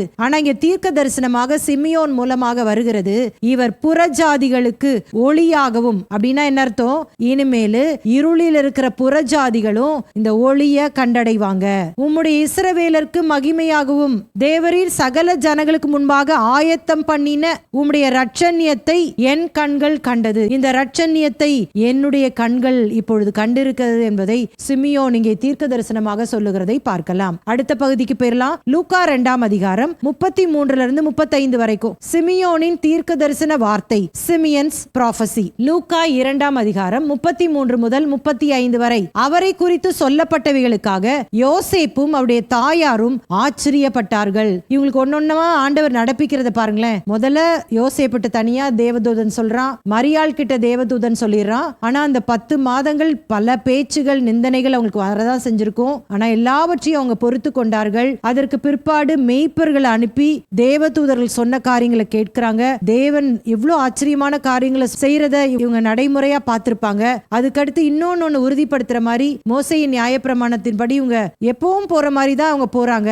ஆனா அந்த இடத்துல ஆண்டவர் சிமியோனை ஏற்படுத்தி அவங்களை இன்னும் ஸ்ட்ரென்தன் பண்றதுக்கு, அவங்க இமோஷனலி ஸ்பிரிச்சுவலி மென்டலி ஸ்ட்ரென்தன் பண்ணுவதற்கு தீர்க்க தரிசனமான வார்த்தைகளை அங்க சிமியோன் மூலமா கொடுக்கறத நம்ம பார்க்கலாம். அந்த குறித்து யோசேப்பும் மரியாளும் ஆச்சரியப்படுறாங்களாம். பின்னும் சிமியோன் அவர்களை ஆசீர்வதித்து அவருடைய தாயாகிய மரியாளை நோக்கி, இதோ அநேகருடைய இருதய சிந்தனைகளை வெளிப்படத்தக்கதாக இஸ்ரவேலில் அநேகர் விழுகிறதற்கும் எழுந்திருக்கிறதற்கும் விரோதமாக பேசப்படும் அடையாளமாவதற்கும் இவர் நியமிக்கப்பட்டிருக்கிறார். உன் ஆத்துமாவையும் ஒரு பட்டயம் உருவி போகும் என்றான். இப்ப ஒருவேளை நம்ம இப்படி யோசிக்கலாம், இந்த சிமியோன் கைகள் அந்த பிள்ளையை எடுத்து காட் பிளஸ் யூ அப்படின்னு சொல்ற மாதிரி நிறைய காரியங்களை சொல்றாரு. இருளில் இருக்கிற புறஜாதிகளுக்கு வெளிச்சத்தை இவர் கொடுக்க போறாரு, ரட்சணியம் இவர்தான் எல்லாம் சொல்ற போது யோசேப்புக்கும் மரியாளுக்கும் ரொம்ப ஆச்சரியமா இருந்துச்சு. அதே சிமியோன் வாயிலிருந்து பரிசுத்த ஆவியானவர் சொல்ற காரியம் என்னன்னா, இஸ்ரவேலில் அநேகர் விழுகிறதற்கும் எழுந்திருக்கிறதற்கும், வெறும் எழுந்திருக்கிறதற்கும் மட்டும் அந்த நல்ல வார்த்தையை சொல்லி அனுப்ப வேண்டியதானே?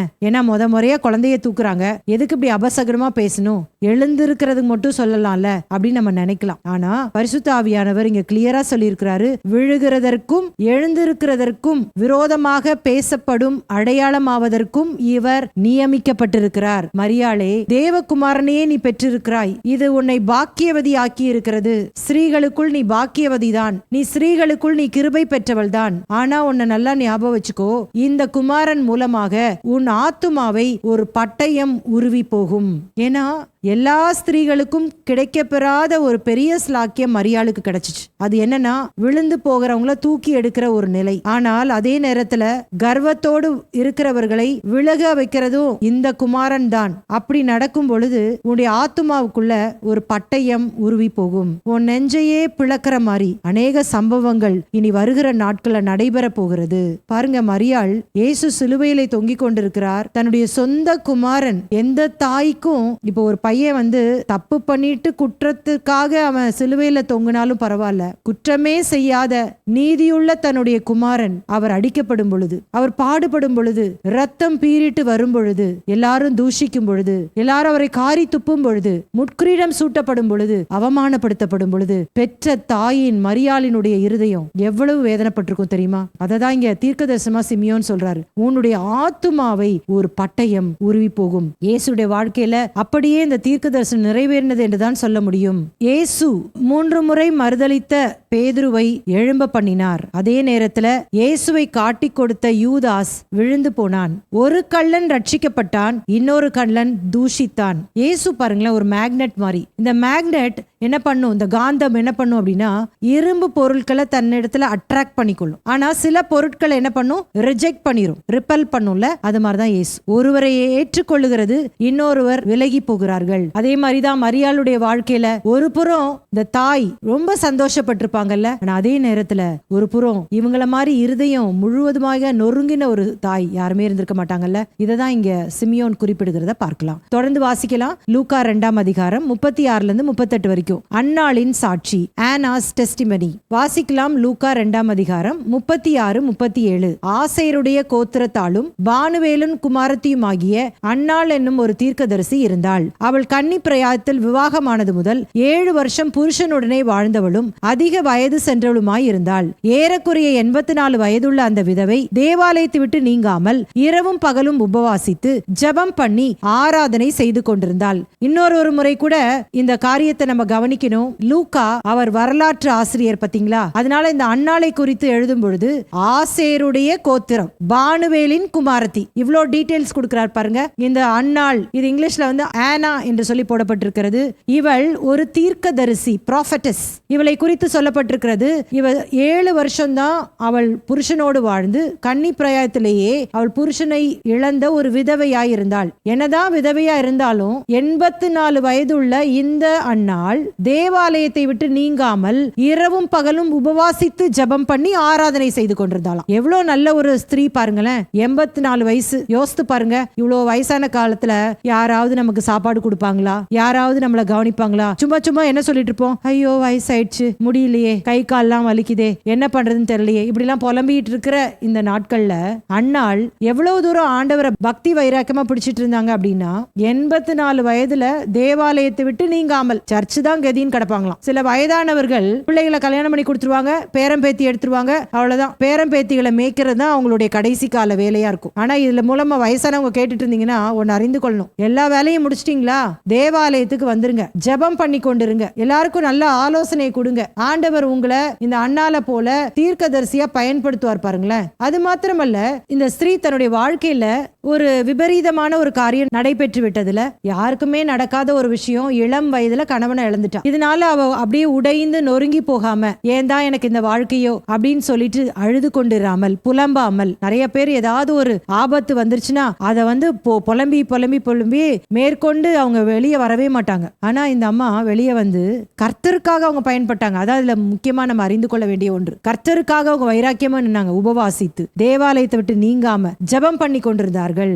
நம்ம வேதாகமத்தை வாசிக்கும் பொழுது எப்பொழுதுமே யூத பெண்மணிகள் அவ்வளவாக கனப்படுத்தப்பட மாட்டார்கள், 2வது நிலையில தான் வைக்கப்பட்டார்கள். யூத பெண்மணிகளுடைய ஆலோசனைகள் எடுபடுவதில்லை. ஆனாலும் நீங்க வேதத்துல வாசித்தீங்க அப்படின்னா, தேவன் அப்படி பார்க்கிறதில்லை என்பதற்கு அடையாளமாக எத்தனையோ பெண்களை வேதத்துல அவர் பயன்படுத்தி இருக்கிறத நம்ம பார்க்கலாம். தெபோராள், அவளை கொண்டு ஒரு தேசத்தையே பிடித்திருக்கார் பாருங்களேன். மனோவாவின் மனைவி. தேவதூதன் முதலாவது யார்கிட்ட போய் பேசுறார் அப்படின்னா, மனோவாவின் மனைவி கிட்ட தான் போய் பேசுறாரு. அதுக்கு பிறகு மனோவா கேட்டனாலதான் திரும்ப போய் தேவதூதன் பேசுறாரே தவிர, முதலாவது பேசினது தேவதூதன் யார்கிட்ட? மனோவாவின் மனைவி. அப்ப எவ்வளவு தூரம் அவ பரிசுத்தமா இருந்திருப்பா. இப்ப நம்ம பாடத்துல படித்து கொண்டிருக்கிறதான ஸ்திரீகளை குறித்து வாசிக்கும் பொழுது எலிசபெத்தை பார்த்தோம், மரியாளை பார்த்தோம், இப்போ நம்ம படிக்கிறதான இந்த அன்னாளை பார்க்கிறோம். அப்ப ஆண்டவருக்காக இந்த பெண்கள் எல்லாம் பயன்படுத்தப்பட்டார்கள் என்பதை நம்மளால புரிந்து கொள்ள முடியுதுல. நான் பெண்ணா தானே பிறந்தேன், என்னால என்ன பிரயோஜனம் அப்படின்னு சொல்லிட்டு நம்ம நினைக்க கூடாது. ஆண்டவர் உங்களை ஒரு நோக்கத்தோடு படைத்திருப்பார். ஆண்டவரே, நீங்க எதற்காக என்ன படைத்திருக்கிறீங்க, அந்த நோக்கத்தை நான் நிறைவேற்றணும் அப்படின்னு சொல்லிட்டு நீங்க ஜெபம் பண்ணிட்டே இருங்க. ஏற்ற டைம்ல ஆண்டவர் உங்களை பயன்படுத்துவார். அப்படிதான் இது நடந்திருக்கு. அவங்க வந்து யூசுவலா அவங்க என்ன பண்றாங்களோ ஜெபம் பண்ணிட்டு உபவாசம் பண்ணி தேவாலயத்தை விட்டு இருந்திருக்கிறாங்க. அப்ப என்ன நடக்குது? 38ஆம் வசனம், அவளும் அந்நேரத்திலே வந்து நின்று கர்த்தரை புகழ்ந்து எருசலேமிலே மீட்புண்டாக காத்திருந்த யாவருக்கும் அவரை குறித்து பேசினாள். அவங்க அப்படியே ப்ரிப்பேர்டா இருக்கும் பொழுது ஆண்டவர் அன்னாளையும் இயேசுவை பார்க்கிறதற்கு அந்த பாக்கியத்தை கொடுத்திருக்கிறார் பாருங்க. அதான் நான் சொல்ல வரேன். நம்ம செய்ய வேண்டியதை ஆண்டவருடைய திட்டத்தின்படி செய்து கொண்டே இருந்தோம் என்று சொன்னால் இயேசுவை தரிசிக்க கூடிய அளவிற்கு கர்த்தர் நம்மை பயன்படுத்துவார். இயேசுவை குறித்து பிறருக்கு சொல்லுகிறதற்கு நம்மளை பயன்படுத்துவாங்க. அதான் நடக்குது. எருசலேமிலே மீட்புண்டாக காத்திருந்த யாவருக்கும் அவரை குறித்து பேசினாள். அதாவது நம்ம வாழ்க்கையில இது மோசமா ஆயிடுச்சே, என்ன ஆக போதோ அப்படின்லாம் நம்ம பயப்படவே வேண்டாம். இப்ப நம்ம ஒவ்வொரு வருடமும் இந்த கிறிஸ்துமஸை வந்து பயங்கரமா செலிப்ரேட் பண்ணுவோம் பாருங்களா. புது ட்ரெஸ் வாங்கி வீட்டுல ஸ்டார்லாம் போட்டு நிறைய சீரியல் லைட்டு, கிறிஸ்துமஸ் ட்ரீ இதெல்லாம் போடுவோம். நல்லா பிரியாணி செஞ்சு கேக் செஞ்சு எல்லாருக்கெல்லாம் தருவோம். ரொம்ப நல்லா செலிப்ரேட் பண்ணுவோம். ஆனா இந்த லூக்கா சுவிசேஷம் 1-2 அதிகாரங்கள் தான் ஃபர்ஸ்ட் கிறிஸ்துமஸை பற்றி சொல்லப்பட்டிருக்கிற காரியம். ஃபர்ஸ்ட் கிறிஸ்துமஸ்னா வேற ஏதாவது யோசித்துக்கு போறீங்க? கல்யாணம் ஆன புதுசுல வந்த முதல் கிறிஸ்துமஸ், தலை கிறிஸ்துமஸ், அது கிடையாது. இயேசு பிறந்தது தானே ஃபர்ஸ்ட் கிறிஸ்துமஸ். அந்த கிறிஸ்துமஸ் எப்படி இருந்துச்சு அப்படின்றது தான் இப்ப நம்ம கொஞ்சம் கொஞ்சமா படிச்சுட்டே வரும். அந்த டைம்ல கலர் லைட் போடுறதுக்கு யாருமே இல்ல, ஸ்டார் கட்ட யாருமே இல்ல, கிறிஸ்துமஸ் ட்ரீ வைக்க யாரும் இல்ல, பிரியாணி செய்து கொடுக்க யாரும் இல்ல, கேக்கு செஞ்சு கொடுக்க யாரும் இல்ல, புது புது துணிலாம் இல்ல, கந்தையான ஒரு துணியை சுற்றி தான் இயேசுவையே அந்த முன்னணியில கடத்தினாங்களாம். இதுதான் முதல் கிறிஸ்துமஸ். அது மாத்திரமல்ல, இந்த கிறிஸ்துமஸ் பிசினஸ்ல இன்வால்வ் ஆயிருந்த ஒவ்வொரு நபர்களை குறித்து தான் நம்ம பாடங்களை தியானித்து கொண்டு வருகிறோம். சகரியா எலிசபெத் வாழ்க்கையை பாருங்க. எலிசபெத் நிந்தனையை அனுபவித்துக் கொண்டிருந்த எலிசபெத், அந்த நிந்தனையை அனுபவித்துக் கொண்டிருக்கும் பொழுதே இன்னொரு பெண்ணுக்கு உதவி செய்யறா. அதுதான் மரியாள் கன்னிகையாய் கர்ப்பவதியானவர். அவளுக்கு எவ்வளவு நிந்தனை வந்திருக்கும், அதற்கு இந்த பெண் சப்போர்ட் பண்ணிருந்திருக்கிறா. அதற்கு எலிசபெத் ஆகிய இந்த ஸ்திரீ என்னுடைய ஆண்டவருடைய தாய் என்று சொல்லி அவளுக்கு துணையா நின்று கொண்டிருந்தா. அது மாத்திரம் இல்ல, விதவையான இந்த அன்னாள் இயேசுவை பார்க்கிறா. அப்ப ஒவ்வொருவருடைய வாழ்க்கையிலும் பார்க்கும் பொழுது எத்தனையோ கஷ்டங்கள், எத்தனையோ உடைக்கப்பட்ட நிலை, ஆனாலும் அவங்க யாருமே முறுமுறுக்கவே இல்லை. தேவனுடைய அந்த மாஸ்டர் பிளான்ல, திட்டத்தில் அவங்க நின்றதுனால மகிமையான காரியங்களை அவர்கள் அனுபவித்தார்கள் என்று சொல்லி நம்மளால பார்க்க முடிகிறது. அடுத்த பகுதிக்கு போயிடலாம். லூக்கா சுவிசேஷம் 2ஆம் அதிகாரம் 39-40. இயேசு நாசரேத்துக்கு திரும்பி செல்லுதல். Jesus return to Nazareth. கர்த்தருடைய நியாயப்பிரமாணத்தின்படி சகலத்தையும் அவர்கள் செய்து முடித்த பின்பு கலிலேயா நாட்டில் உள்ள தங்கள் ஊராகிய நாசரேத்துக்கு திரும்பி போனார்கள். பிள்ளை வளர்ந்து ஆவியிலே பலன் கொண்டு ஞானத்தினால் நிறைந்தது, தேவனுடைய கிருபையும் அவர் மேல் இருந்தது. இயேசு கிறிஸ்துவ நியாயப்பிரமாணப்படி என்னெல்லாம் செய்யணுமோ எல்லாத்தையும் அவங்க பெற்றோர் செய்து முடிச்சுட்டு அவங்க சொந்த ஊரான நாசரேத்துக்கு பிள்ளையை தூக்கிட்டு போயிடுறாங்க. பிள்ளை வளர்ந்து ஆவியிலே பலன் கொண்டு ஞானத்தினால் நிறைந்து தேவனுடைய கிருபையும் அவர் மேல் இருந்தது. சோ இயேசுடைய குழந்தை பருவம் எப்படி இருந்துச்சு அப்படின்றத இந்த ஒரே ஒரு வசனத்தினால நம்மளால அறிந்து கொள்ள முடியும். என்னது? பிள்ளை வளருகிறது, ஆவியிலே அது பலன் கொள்ளுகிறது, ஞானத்தினால் நிறைந்திருந்தது. ஞானம் அப்படின்னு சொன்னா கர்த்தருக்கு பயப்படுதல் ஞானத்தின் ஆரம்பம். அந்த குழந்தை பருவம் அப்படின்றத விளக்குகிறதற்கு லூக்கா இந்த வசனத்தை எழுதியிருக்கிறாரு. அடுத்த பகுதிக்கு போயிடலாம். லூக்கா 2ஆம் அதிகாரம் 41-52 வரை. தேவ ஆலயத்தில் இயேசு, Jesus in his fathers house, temple. வாசிக்கலாம். லூக்கா 2ஆம் அதிகாரம் 41-42. அவருடைய தாய் தகப்பன்மார் வருஷந்தோறும் பஸ்கா பண்டிகையில் எருசலேமுக்கு போவார்கள். அவருக்கு 12 வயதான போது அவர்கள் அந்த பண்டிகையின் முறைமையின்படி எருசலேமுக்கு போய். சோ இந்த இடத்துல லூக்கா இன்னொரு விஷயத்தையும் எழுதுறாரு. வேற எந்த சுவிசேஷத்திலும் குறிப்பிடப்படாத ஒரு சம்பவத்தை எழுதுறாரு. அதாவது இயேசு கிறிஸ்து 12 வயதான போது அவருடைய பெற்றோரால் எருசலேம் தேவாலயத்துக்கு பண்டிகை கொண்டாடுவதற்கு அழைத்து செல்லப்பட்டார்கள். இப்ப நிறைய பேருக்கு ஒரு क्वेश्चन பாருங்களேன். இயேசு கிறிஸ்து அவருடைய குழந்தை பருவம், அவருடைய வாலிப பருவத்தை குறித்து பைபிள்ல ஒண்ணுமே சொல்லலையே, ஏன் ஒண்ணுமே சொல்லல, அது சொன்னா அதுபடி நம்ம நடக்கலாமே அப்படின்னு சொல்லிட்டு நிறைய பேருக்கு ஒரு क्वेश्चन இருக்கும். இதனால அவங்களே சிலர் கதெல்லாம் கட்ட ஆரம்பிச்சிட்டாங்க. சில புக்ல எல்லாம் நம்ம வாசித்தோம் அப்படின்னு சொன்னா இயேசு கிறிஸ்து விளையாடி கொண்டிருப்பாராம். அப்ப அவர் என்ன பண்ணுவாராம், களிமண்ணை வச்சு பொம்மையெல்லாம் செய்வாராம். ஒரு முறை ஒரு பறவையை களிமண்ணால செஞ்சு அப்படி கையில வச்சிருக்கும் போதே அதுக்கு உயிர் வந்து அப்படியே பறந்து போயிருச்சாம். சோ இதெல்லாம் கதை கட்டுறது, சரிங்களா? இயேசு கிறிஸ்து குழந்தை பருவம், வாலிப பருவத்தை என்னதான் வேதாகமம் சொல்லாவிட்டாலும் அவருடைய வாழ்க்கையை வைத்து நம்ம எளிதாக கணித்து விட முடியும் எப்படி இருந்திருக்கும் என்று சொல்லி. ஏனென்றால் நான் சொன்னேன், இயேசு கிறிஸ்து ஞானஸ்தானம் எடுத்து கரையேறின உடனே பிதா அங்க பேசுறார். என்ன சாட்சி கொடுக்கிறார்? இவர் என்னுடைய நேசகுமாரன், இவரில் பிரியமாயிருக்கிறேன். அப்படி சொல்லும் பொழுது இயேசு கிறிஸ்து ஒரு அற்புதம் கூட செய்யல, ஊழியமே ஸ்டார்ட் பண்ணல. அப்பனா தேவன் நம்ம மேல எப்ப பிரியமா இருப்பாரு அப்படின்னா, நம்ம அற்புதம் செய்யறனாலயோ, வரங்களை செயல்படுத்துறனாலயோ, இல்லைன்னா பிசாசுகளை ஓட்டுகிறதுனாலயோ, இல்லைன்னா போய் ஊழியம் செய்யறனால பிரியப்படுறது இல்ல, நம்முடைய வாழ்க்கையின் மூலமாக தான் அவரை பிரியப்படுத்த முடியும் அப்படின்றதையும் நான் சொல்லி கொடுத்தேன். அப்ப வேதாகமம் சொல்லாத எந்த விஷயத்தையும் நம்ம உண்மைன்னு நம்ப கூடாது. ஒருவேளை நான் சொன்ன கதை ரொம்ப ஒரு கரெக்டா தான் இருக்கும் போல, ஆண்டவர் பொம்மை செஞ்சு விளையாடும் போது கரெக்டா அதுக்கு உயிர் வந்துருச்சு அப்படின்னு நம்ம நினைக்கலாம். ஆனா அதெல்லாம் நம்ம ஏற்றுக்கொள்ள கூடாது. ஏன்னா வேதாகமும் அதை எழுதல. என்ன எழுதியிருக்கு அப்படின்றத மட்டும் தான் நம்ம விளங்கிக் கொள்ளணும். இப்ப இந்த 12 வயதுல எதுக்காக ஆண்டவர் தேவாலயத்துக்கு கொண்டு போகப்பட்டார்? வெறும் பண்டிகை கொண்டாடுறதுக்கு தான் போனாரா, இல்லைன்னா வேற எதுக்காவது போனாரா அப்படின்றத ஆராய போறோம். இதற்கு ஒரு சில காரியங்களை நான் உங்களுக்கு சொல்லி தர போறேன். ஒவ்வொரு பக்தியுள்ள யூத குடும்பத்திலையும் ஒரு குழந்தை பிறந்தவுடன் 1 முதல் 5 வரைக்கும் அந்த தாய் நியாய பிரமாணத்தை கற்றுக் கொடுக்க வேண்டும். இது கட்டளை.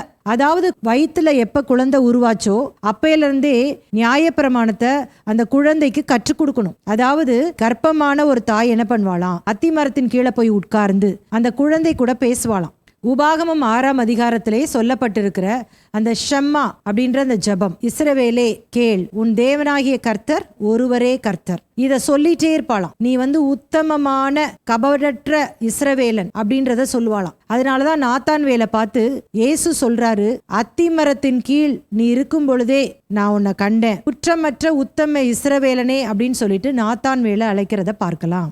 அதற்கு பிற்பாடு தகப்பன் தான் 6 வயது முதல் 12 வயது வரைக்கும் நியாயப்பிரமாணத்தை கற்றுக் கொடுக்கணும் அப்படின்னு சொன்னா, இந்த தகப்பனுக்கும் தாய்க்கும் நியாயப்பிரமாணம் தெரிஞ்சிருந்தா தானே கற்றுக் கொடுக்க முடியும். ஆனா இன்னைக்கு கிறிஸ்தவத்தினுடைய அவல நிலை என்ன அப்படின்னா, சண்டே ஸ்கூல் பிள்ளைகளுக்கு தெரிந்த கதைகள் கூட அப்பா அம்மாக்கு தெரியாது. சண்டே ஸ்கூல்ல எப்படியோ பாடம் படிக்க வைக்கிற மாதிரி சண்டே ஸ்கூல் டீச்சர்ஸ் போராடி அந்த பிள்ளைங்களுக்கு ஆதாம் ஏவாள் கதை, நோவா தாத்தா கதை, தாவீது கோலியத்து கதை இப்படி சொல்லி கொடுத்துறாங்க. ஆனா இன்னைக்கு எவ்வளவு வளர்ந்த விசுவாசிகள்கிட்ட போய் நோவா கதையை சொன்னா தெரிய மாட்டேங்குது, எஸ்தர் கதையை கேட்டா தெரிய மாட்டேங்குது. காரணம் என்ன அப்படின்னா, பைபிள்ல என்ன இருக்கு அப்படின்றத அவங்க படிக்கிறதே கிடையாது. அப்ப எப்படி அவங்க பிள்ளைகளுக்கு அவங்க கற்றுக் கொடுப்பாங்க பாருங்களேன். ஆனா யூத கலாச்சாரத்துல மோசையின் நியாயப்பிரமாணத்தின்படி 1 முதல் 5 வரைக்கும் தாய் நியாயப்பிரமாணத்தை கற்றுக் கொடுக்கணும். 6 முதல் 12 வயது வரைக்கும் தகப்பன் தான் நியாயப்பிரமாணத்தை கற்றுக் கொடுக்கணும். கற்றுக் கொடுத்த பிற்பாடு அவங்கள என்ன பண்ணுவாங்கன்னா, தேவாலயத்துக்கு கூட்டு போவாங்க. அவங்களுக்கு ஒரு ஃபங்க்ஷன் நடத்துவாங்க. அது பேரு பார் மிட்ஸ்வா இல்லனா பாட் மிட்ஸ்வா. பார் மிட்ஸ்வா அப்படின்னா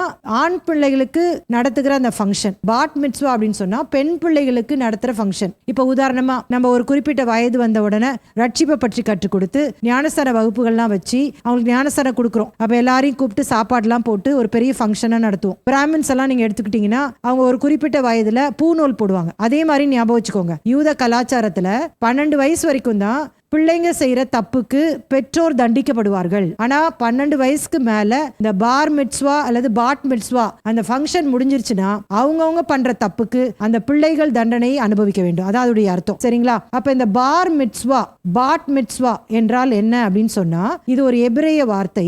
இந்த பார் அப்படின்னா குமாரன், பாட் அப்படின்னா குமாரத்தி மகள் டாட்டர், மிட்ஸ்வா அப்படின்னா கட்டளைகள் கமாண்ட்மெண்ட்ஸ். அப்ப பார் மிட்ஸ்வா அப்படின்னா என்ன அர்த்தம்னா சன் ஆஃப் த கமாண்ட்மெண்ட், கட்டளையின் மகன். பாட் மிட்ஸ்வா அப்படின்னா என்னது? டாட்டர் ஆஃப் த கமாண்ட்மெண்ட், கட்டளையின் மகள். ஒவ்வொரு ஆண் பிள்ளையும் 12 வயது நிறைவேறின உடனே தேவாலயத்துக்கு கூட்டிட்டு வந்து அவங்களுக்கு அந்த பிரேயர் ஷால் எல்லாம் போட்டு அந்த தொப்பிலாம் வச்சு அப்புறம் அந்த டெஃப்லின் ஒரு பாக்ஸ் மாதிரி கட்டியிருப்பாங்களே, நம்ம பாடத்துல சொல்லி கொடுத்துருக்கேன். அதுல நியாயப்பிரமாணத்துல எழுதி வச்சிருப்பாங்க மறக்காம இருக்கிறதுக்கு அப்படின்னு சொன்னல, இதெல்லாம் போட்டு ஒரு பெரிய செரிமனி நடக்கும். அதற்கு பிற்பாடு இந்த பிள்ளைங்க அவங்களே அந்த நியாயப்பிரமாணத்தை படித்து இதுல ஏதாவது சந்தேகம் இருந்தா அந்த வேத பாரகர்கள், அந்த பரிசேயர்கள், அந்த மத போதகர்கள்ட்ட அவங்க கேட்கலாம், டவுட்ஸ் எல்லாம் கிளாரிஃபை பண்ணலாம். அது வரைக்கும் அவங்க என்ன பண்ணக்கூடாது, அவங்க அப்பா அம்மாவை தவிர வேற யார்கிட்டயும் பைபிள் டவுட்ஸ் கேட்கக்கூடாது. அதான் நம்ம புரிஞ்சுக்க வேண்டியது. அதே மாதிரி பெண் பிள்ளைகளுக்கும் என்ன பண்ணுவாங்க, பெண் பிள்ளைகளுக்கும் நியாயப்பிரமாணத்தை கற்றுக் கொடுத்து பாட் மிட்ஸ்வாவை செய்வாங்க. அதுக்கு பிற்பாடு இந்த பெண் பிள்ளைகளும் என்ன பண்ணலாம், அவர்கள் நியாயப்பிரமாணத்தை குறித்த கேள்விகளை கேட்கலாம். இப்படி ஒரு சம்பவம் தான் இயேசு கிறிஸ்துவுக்கு நடந்திருக்கும் என்று சொல்லி இந்த இடத்துல பெரும்பாலான வேத பண்டிதர்கள் சொல்லுகிறார்கள். என்ன வசனம் பாருங்க, 43ஆம் வசனம். பண்டிகை நாட்கள் முடிந்து திரும்பி வருகிற போது பிள்ளையாகி இயேசு எருசலேமிலே இருந்து விட்டார். இது அவருடைய தாயாருக்கும் யோசேப்புக்கும் தெரியாதிருந்தது. இப்ப இதை வாசிக்கும் பொழுது இயேசுவுக்கு இந்த பார் மிட்ஸ்வா கொண்டாடுவதற்காக பெற்றோர் கூட்டிட்டு போயிருக்காங்க. கூட்டிட்டு போனவங்க எல்லா சொந்தக்காரங்களும் தானே கூட போயிருப்பாங்க. அவங்க கிட்ட இருப்பாரு இவங்க கிட்ட இருப்பாரு அப்படின்னு நினைச்சிட்டு ஒருவேளை அவங்க வந்திருக்கலாம். ஆனா இயேசு கிறிஸ்து அவர் தேவாலயத்துல உட்கார்ந்து மற்ற வேத பாரகர்கள்ட்ட குவெஸ்டின் பண்றத நம்ம பின்வரும் வசனங்கள்ல பார்க்க முடிகிறது. இந்த சம்பவத்தை வாசிக்கும் பொழுது இத குறித்த பிரசங்கங்களை நான் கேட்டிருக்கிறேன். என்ன அப்படின்னா, இது ஆவிக்குரிய ரீதியா நிறைய பேர் பேசியிருக்கிறாங்க. என்ன அப்படின்னா, 12 வயசுல இயேசு கிறிஸ்துவ அவருடைய பெற்றோர் தேவாலயத்துக்கு கூட்டிட்டு போனாங்க. தேவாலயத்திலேயே இயேசுவை தொலைச்சிட்டாங்க. இயேசு இல்லாமலே அவங்க வீட்டுக்கு திரும்பி போறாங்க. இன்னைக்கு உங்க வாழ்க்கையில கூட நிறைய பேர் இயேசுவை எங்க தொலைச்சோன்னு தெரியாம நீங்க அங்கங்க போயிட்டு இருக்கிறீங்க. இயேசுவை தேடி அவங்க பெற்றோர் வந்த மாதிரி நீங்களும் இயேசுவை தேடி வாங்க அப்படின்னு சொல்லிட்டு பிரசங்கம் பண்ணதை நான் கேட்டிருக்கிறேன். நீங்க கூட கேட்டிருக்கலாம். இந்த சம்பவத்தை நான் உங்களுக்கு விளக்க விரும்புறேன். பாருங்களேன், இப்ப இயேசு கொண்டாடிட்டு தேவாலயத்துல இருக்கிற வேதப்பார்கள்ட்ட வினவுறதற்காக குவெஸ்டின் பண்றதுக்காக இருந்துடுறாரு. இன்னொரு விஷயத்தையும் நம்ம விளங்கி கொள்ளணும். என்ன அப்படின்னா, அந்த நாட்கள்ல பயணமா ஒரு இடத்திற்கு குடும்பமா போனாங்க அப்படின்னு சொன்னா வேலையெல்லாம் சீக்கிரமா முடிச்சுட்டு ஸ்திரீயை ஒரு பேட்ச் அனுப்பிச்சிருவாங்க. ஆண்கள் இன்னும் சில வேலைகள்லாம் முடிச்சுட்டு லேட்டா கிளம்பி வருவாங்களாம். இந்த ஸ்திரீகள் முன்கூட்டியே வந்தவங்க ஒரு குறிப்பிட்ட இடத்துல கூடாரத்தை போட்டுட்டு அவங்க சமைச்சு வச்சிருப்பாங்க. அதுக்குள்ள மற்ற வேலைகளை முடிச்சுட்டு ஆண்கள் சாப்பிட வந்துருவாங்க. சோ இதுதான் யூத கலாச்சாரத்துல நடைமுறையில இருந்துச்சு. ஒருவேளை அப்படி ஒரு காரியம் ஏற்பட்டிருக்கலாம். அப்படி இருக்கும் பொழுது சின்ன பிள்ளைங்களா இருக்கிறவங்க அம்மா கூட வந்துருவாங்க. இப்ப 12 வயதுக்கு உட்பட்டவங்களா இருந்தா அம்மா கூட அந்த பிள்ளைங்க வந்துருவாங்க. ஆனா 12 வயசுக்கு மேல இருக்கிறவங்க அப்பா கூட டிராவல் பண்ணி வருவாங்க. ஏன்னா அப்பா அவங்களுக்கு அந்த வேலையெல்லாம் சொல்லி கொடுத்து அவங்க கூட கூட்டிட்டு வருவாரு. இனிமேல் ஏன்னா அவங்க அப்பா பொறுப்புல அவங்க வந்துருவாங்க. ஏன்னா ஒவ்வொரு ஆண் மகனும் 12 வயசு முடிச்ச உடனே அப்பாவோட பிசினஸ்க்கு வந்துடணும். அதான் யூத கலாச்சாரம். மரியாள் முன்னாடியே வந்திருப்பாங்க, அப்படிதானே? அப்ப மரியாள் கூடாரம் போட்டு பிற பெண்களோடு கூட சேர்ந்து குக்லாம் பண்ணிட்டு யோசேப்பும் வந்திருப்பாரு. இயேசு எங்கன்னு கேட்டிருப்பாரு மரியாள்கிட்ட. மரியாள் சொல்லிருப்பாங்க, உங்க கூட வரலையா? அதான் அவனுக்கு 12 வயசு ஆயிடுச்சே, நீங்க தானே அவனை கூட்டிட்டு வரணும் அப்படின்னு. உடனே இயேசு உன் கூட வந்திருப்பான்னு நினைச்சனே அப்படின்னு யோசேப்பு சொல்லிருக்கலாம். ஐயோ இயேசுவை நம்ம தொலைச்சிட்டோமா அப்படின்னு சொல்லிட்டு தான் யோசேப்பும் மரியாளும் மறுபடியும் வந்த வழியே தேவாலயத்துக்கு வரதை பார்க்கலாம். அதுதான் அங்க நடந்த ஒரு சம்பவம். அவர் பிரயாணக்காரரின் கூட்டத்திலே இருப்பார் என்று அவர்கள் நினைத்து ஒரு நாள் பிரயாணம் உறவின் முறையாரிடத்திலும் அறிமுகமானவரிடத்திலும் அவரை தேடினார்கள். காணாததினாலே அவரை தேடிக்கொண்டே எருசலேமுக்கு திரும்பி போனார்கள். இப்ப உங்களுக்கு அந்த பேக்ரவுண்ட் புரிஞ்சிருக்கும் நான் நினைக்கிறேன். அப்ப எல்லார்ட்டையும் விசாரிக்கிறாங்க, இயேசு இல்லாதனால இப்ப தேவாலயத்துக்கே போயிடுறாங்க. 46, 47 3 நாளைக்கு பின்பு அவர் தேவாலயத்தில் போதகர் நடுவில் உட்கார்ந்திருக்கவும் அவர்கள் பேசுகிறதை கேட்கவும் அவர்களை வினாவும் கண்டார்கள். அவர் பேச கேட்ட யாவரும் அவருடைய புத்தியையும் அவர் சொன்ன மாறுத்திரங்களையும் குறித்து பிரமித்தார்கள். இப்ப தாய் தகப்பன் போய் பார்க்கும்பொழுது இயேசு ரொம்ப கூலா அங்க எல்லார்கிட்டையும் என்ன பண்றாரு, வேதபாரகர் பரிசேயர்கிட்ட எல்லாம் டவுட்ஸ் கேட்கிறாரு. இது என்ன அது என்ன அப்படின்னு சொல்லிட்டு கேட்கிறாரு. தாய் தகப்பன் பிள்ளைய காணோன்ற பதட்டத்தோடு ஓடி இருப்பாங்கல்ல, ஆனா இயேசு கூலா அங்க உட்கார்ந்துட்டு இருக்கிறார். தாய் தகப்பன்மாரும் அவரை கண்டு ஆச்சரியப்பட்டார்கள். இப்படி நீங்க யோசித்து பாருங்களேன், எங்கேயாவது கூட்டமான பகுதிக்கு நம்ம பிள்ளைகளை கூட்டிட்டு போறோம், ட்ரேட் ஃபேர், மெரினா பீச் இப்படிலாம் கூட்டிட்டு போறோம். திடீர்னு சொல்லி ரொம்ப கூட்டமா வந்துருது. லீவ் நாள்ல எப்பவுமே கூட்டமா இருக்கும்ல, அந்த டைம்ல நம்ம பிள்ளைகளை மிஸ் பண்ண கூடாதுன்னு நம்ம என்ன பண்ணுவோம், 2 பிள்ளைகளை 2 கையிலையும் பிடிச்சிப்போம். அப்பா அம்மா விட்டு எங்கேயும் போயிடாத, கூட்டத்தோட கூட்டமா எங்கேயாவது போயிட்டுனா யாராவது பிள்ளை பிடிக்கிறவன் பிடிச்சிட்டு போயிடுவான்னு மிரட்டி வச்சிருப்போம் நம்ம பிள்ளைங்களை. பிள்ளைங்களும் என்ன பண்ணாது, நம்மளை விட்டு போகாது, நாமும் அந்த பிள்ளைகளை விடாம வச்சிருப்போம். இப்ப பிள்ளைங்க என்ன பண்ணுவாங்க, எப்பவுமே கேர்ஃபுல்லா இருப்பாங்கல்ல, அப்பா அம்மா விட்டு போகாம இருப்பாங்க. ஆனா பர்பஸ் ஆகவே இயேசு என்ன பண்ணிட்டாரு அப்படின்னா, இந்த மத போதகர்கள்ட்ட எல்லாம் பேசணுன்றதுக்காகவே யோசேப்பு மரியாளும் ஓடி பார்த்திருப்பாங்க. இதே தொலைஞ்சு போன பிள்ளையா இருந்தா என்ன பண்ணிருக்கும், அழுதுட்டு நின்றுட்டு இருந்திருக்கும். எங்க அப்பாவை காணோம், எங்க அம்மாவை காணோம், எங்க போயிட்டாங்கன்னு தெரியலையே, ஆன்டி அங்கிள்னு கேட்டுட்டு இருந்திருக்கும். இவர் ஒரு பயமும் இல்ல, ஜாலியா உட்காந்து அவங்க கிட்ட பேசிட்டு இருக்காரு. இத பார்த்த உடனே யோசேப்புக்கும் மரியாளுக்கும் ரொம்ப ஆச்சரியமாயிருது. அவங்க அம்மாக்கு ரொம்ப மனசு ஒரு பக்கம் சந்தோஷம், ஒரு பக்கம் பிள்ளைகிட்ட கேக்குறாங்க, ஏன்பா இப்படி பண்ணிட்ட அப்படின்னு கேக்குறாங்க பாருங்களேன். அப்பொழுது அவருடைய தாயார் அவரை நோக்கி, மகனே ஏன் எங்களுக்கு இப்படி செய்தாய், இதோ உன் தகப்பனும் நானும் விசாரத்தோடே உன்னை தேடினோமே என்றாள். அவளுக்கு மனசே ரொம்ப அப்படியே படபடத்து போய் பிள்ளைய பார்த்தோன்னு அப்பதான் உயிரே வந்திருக்கும். கேக்குற, மகனே ஏன்பா இப்படி செஞ்ச, நானும் அப்பாவும் எவ்வளவு பயந்துட்டோம் தெரியுமா அப்படின்னு கேட்டோன்னு இயேசுட பதில் என்ன பாருங்க. அதற்கு இயேசு, நீங்கள் ஏன் என்னை தேடினீர்கள், என் பிதாவுக்கு அடுத்தவைகளில் நான் இருக்க வேண்டியதென்று அறியீர்களா என்றார். இப்ப வேற ஒரு பிள்ளையா இருந்தா நம்ம கிட்ட சண்டை போட்டிருக்கும், இல்லைன்னா அழுதுருக்கும். நீ தான் என்னை விட்டுட்டு போயிட்டமா, போமா, அப்படி இப்படி ஃப்ரெண்டு கூட பேசுறேன்னு சொல்லிட்டு அங்க பாட்டி கூட பேசுறேன், தாத்தா கூட பேசுறேன்னு என்னையே நீ மறந்துட்டமா அப்படின்னு சண்டை போட்டிருக்கும், இல்லைன்னா ஓன்னு அழுதுருக்கும், இல்லைன்னா பிள்ளைகளை போட்டு பெற்றோர் அடிச்சிருப்பாங்க. நம்ம ஒரு பெற்றோரா இருந்தா நம்ம பிள்ளைகளை போட்டு என்ன பண்ணிருப்போம், அடிச்சிருப்போம். அப்பமே சொன்னேன் கேட்டியா, என் கையை விட்டுட்டு நீ பாட்டுக்கு ஓடி இருக்கல அப்படின்னு சொல்லி பிள்ளைகளை அடிக்க, பெற்றோர் கோவப்பட, பிள்ளைகள் அழுதா கோவப்பட, இப்படி பயங்கர ஒரு மெஸ்ஸியா இருந்திருக்கும். ஆனா இங்க ரொம்ப ஒரு டிஃபரெண்டா ஒன்று நடக்குது. ஏசு கூலா பதில் சொல்றாரு, ஏன் என்ன தேடினீங்க, இது என்னங்க கொஸ்டின், பிள்ளை சின்ன பிள்ளை 12 வயசு தான் முடிஞ்சிருக்கு, ஏன் என்ன தேடினீங்கன்னா என்னதான் மரியாளும் யோசேப்பும் பதில் கொடுக்க முடியும். என்ன சொல்றாரு, என் பிதாவுக்கு அடுத்தவைகளில் நான் இருக்க வேண்டியதென்று அறியீர்களா. இங்க ஒரு தமிழ்ல பிதா அப்படின்னு போட்டிருக்கு. இங்க இயேசு சொல்லும் பொழுது 2 அர்த்தத்துல சொல்றாரு. ஒன்னு என்னன்னா பரமபிதா, இன்னொன்னு என்ன சொல்றாருன்னா யோசேப்ப சொல்றாரு. அப்படின்னா மரியாள் தானே இதை கொஸ்டின் கேட்கறாங்க. மரியாள்கிட்ட சொல்றாரு, நான் இன்னும் சின்ன பிள்ளை இல்லம்மா, நான் இனிமேல் அப்பாவுடைய பிசினஸ் பார்க்க வந்துட்டேன், எனக்கு 12 வயசு முடிஞ்சிச்சுமா, நான் இனிமேல் ஃபாதர்ஸ் பிசினஸ் பார்க்கணும். இன்னொரு வகையில சொல்றாரு, நான் எதுக்காக வந்தேன் தெரியுமா, என்னுடைய பிதாவின் வேலையை செய்யறதுக்காக வந்தேன், இனிமேல் என்னுடைய பிதாவின் வேலையை நான் செய்யணும், என் பிதாவுக்கு அடுத்தவைகள்னு தமிழ்ல டிரான்ஸ்லேட் பண்ணிட்டாங்க. ஆனா இங்கிலீஷ்ல ரொம்ப அழகா சொல்லப்பட்டிருக்கிறது ஃபாதர்ஸ் பிசினஸ் அப்படின்னு சொல்லியிருக்கு. 2 ஆங்கிள் நம்ம இங்க யோசிக்கணும். ஒன்று என்ன அப்படின்னா, எல்லா யூத பிள்ளைகளும் சொல்ற மாதிரி அப்பாவோட பிசினஸ்க்கு வர போறாரு. 2வது பரமபிதாவுடைய பிசினஸ் நிறைவேற்ற வந்தவர் இயேசு கிறிஸ்து. அப்ப உங்களுக்கு புரிஞ்சிருக்கும் நான் நினைக்கிறேன். அடுத்த வசனங்களை நம்ம வாசிக்கலாம். 50ஆம் வசனம், 51ஆம் வசனம். தங்களுக்கு அவர் சொன்ன வார்த்தையை அவர்கள் உணர்ந்து கொள்ளவில்லை. பின்பு அவர் அவர்களுடனே கூட போய் நாசரேத்தூரில் சேர்ந்து அவர்களுக்கு கீழ்ப்படிந்திருந்தார். அவருடைய தாயார் இந்த சங்கதிகளை எல்லாம் தன் இருதயத்திலே வைத்து கொண்டாள். இயேசு சொன்ன அந்த காரியத்தை அவங்க பெற்றோர் புரிந்து கொள்ள முடியல. அவங்க என்ன பயத்துல இருந்தாங்க, பதட்டத்துல இருந்தாங்க, உள்ள கிடைச்சே போதும்னு சொல்லிட்டு வந்துட்டாங்க. ஆனா இயேசு கிறிஸ்து என்ன பண்றாரு, இத சொன்னவர் அங்கேயே இருக்கல,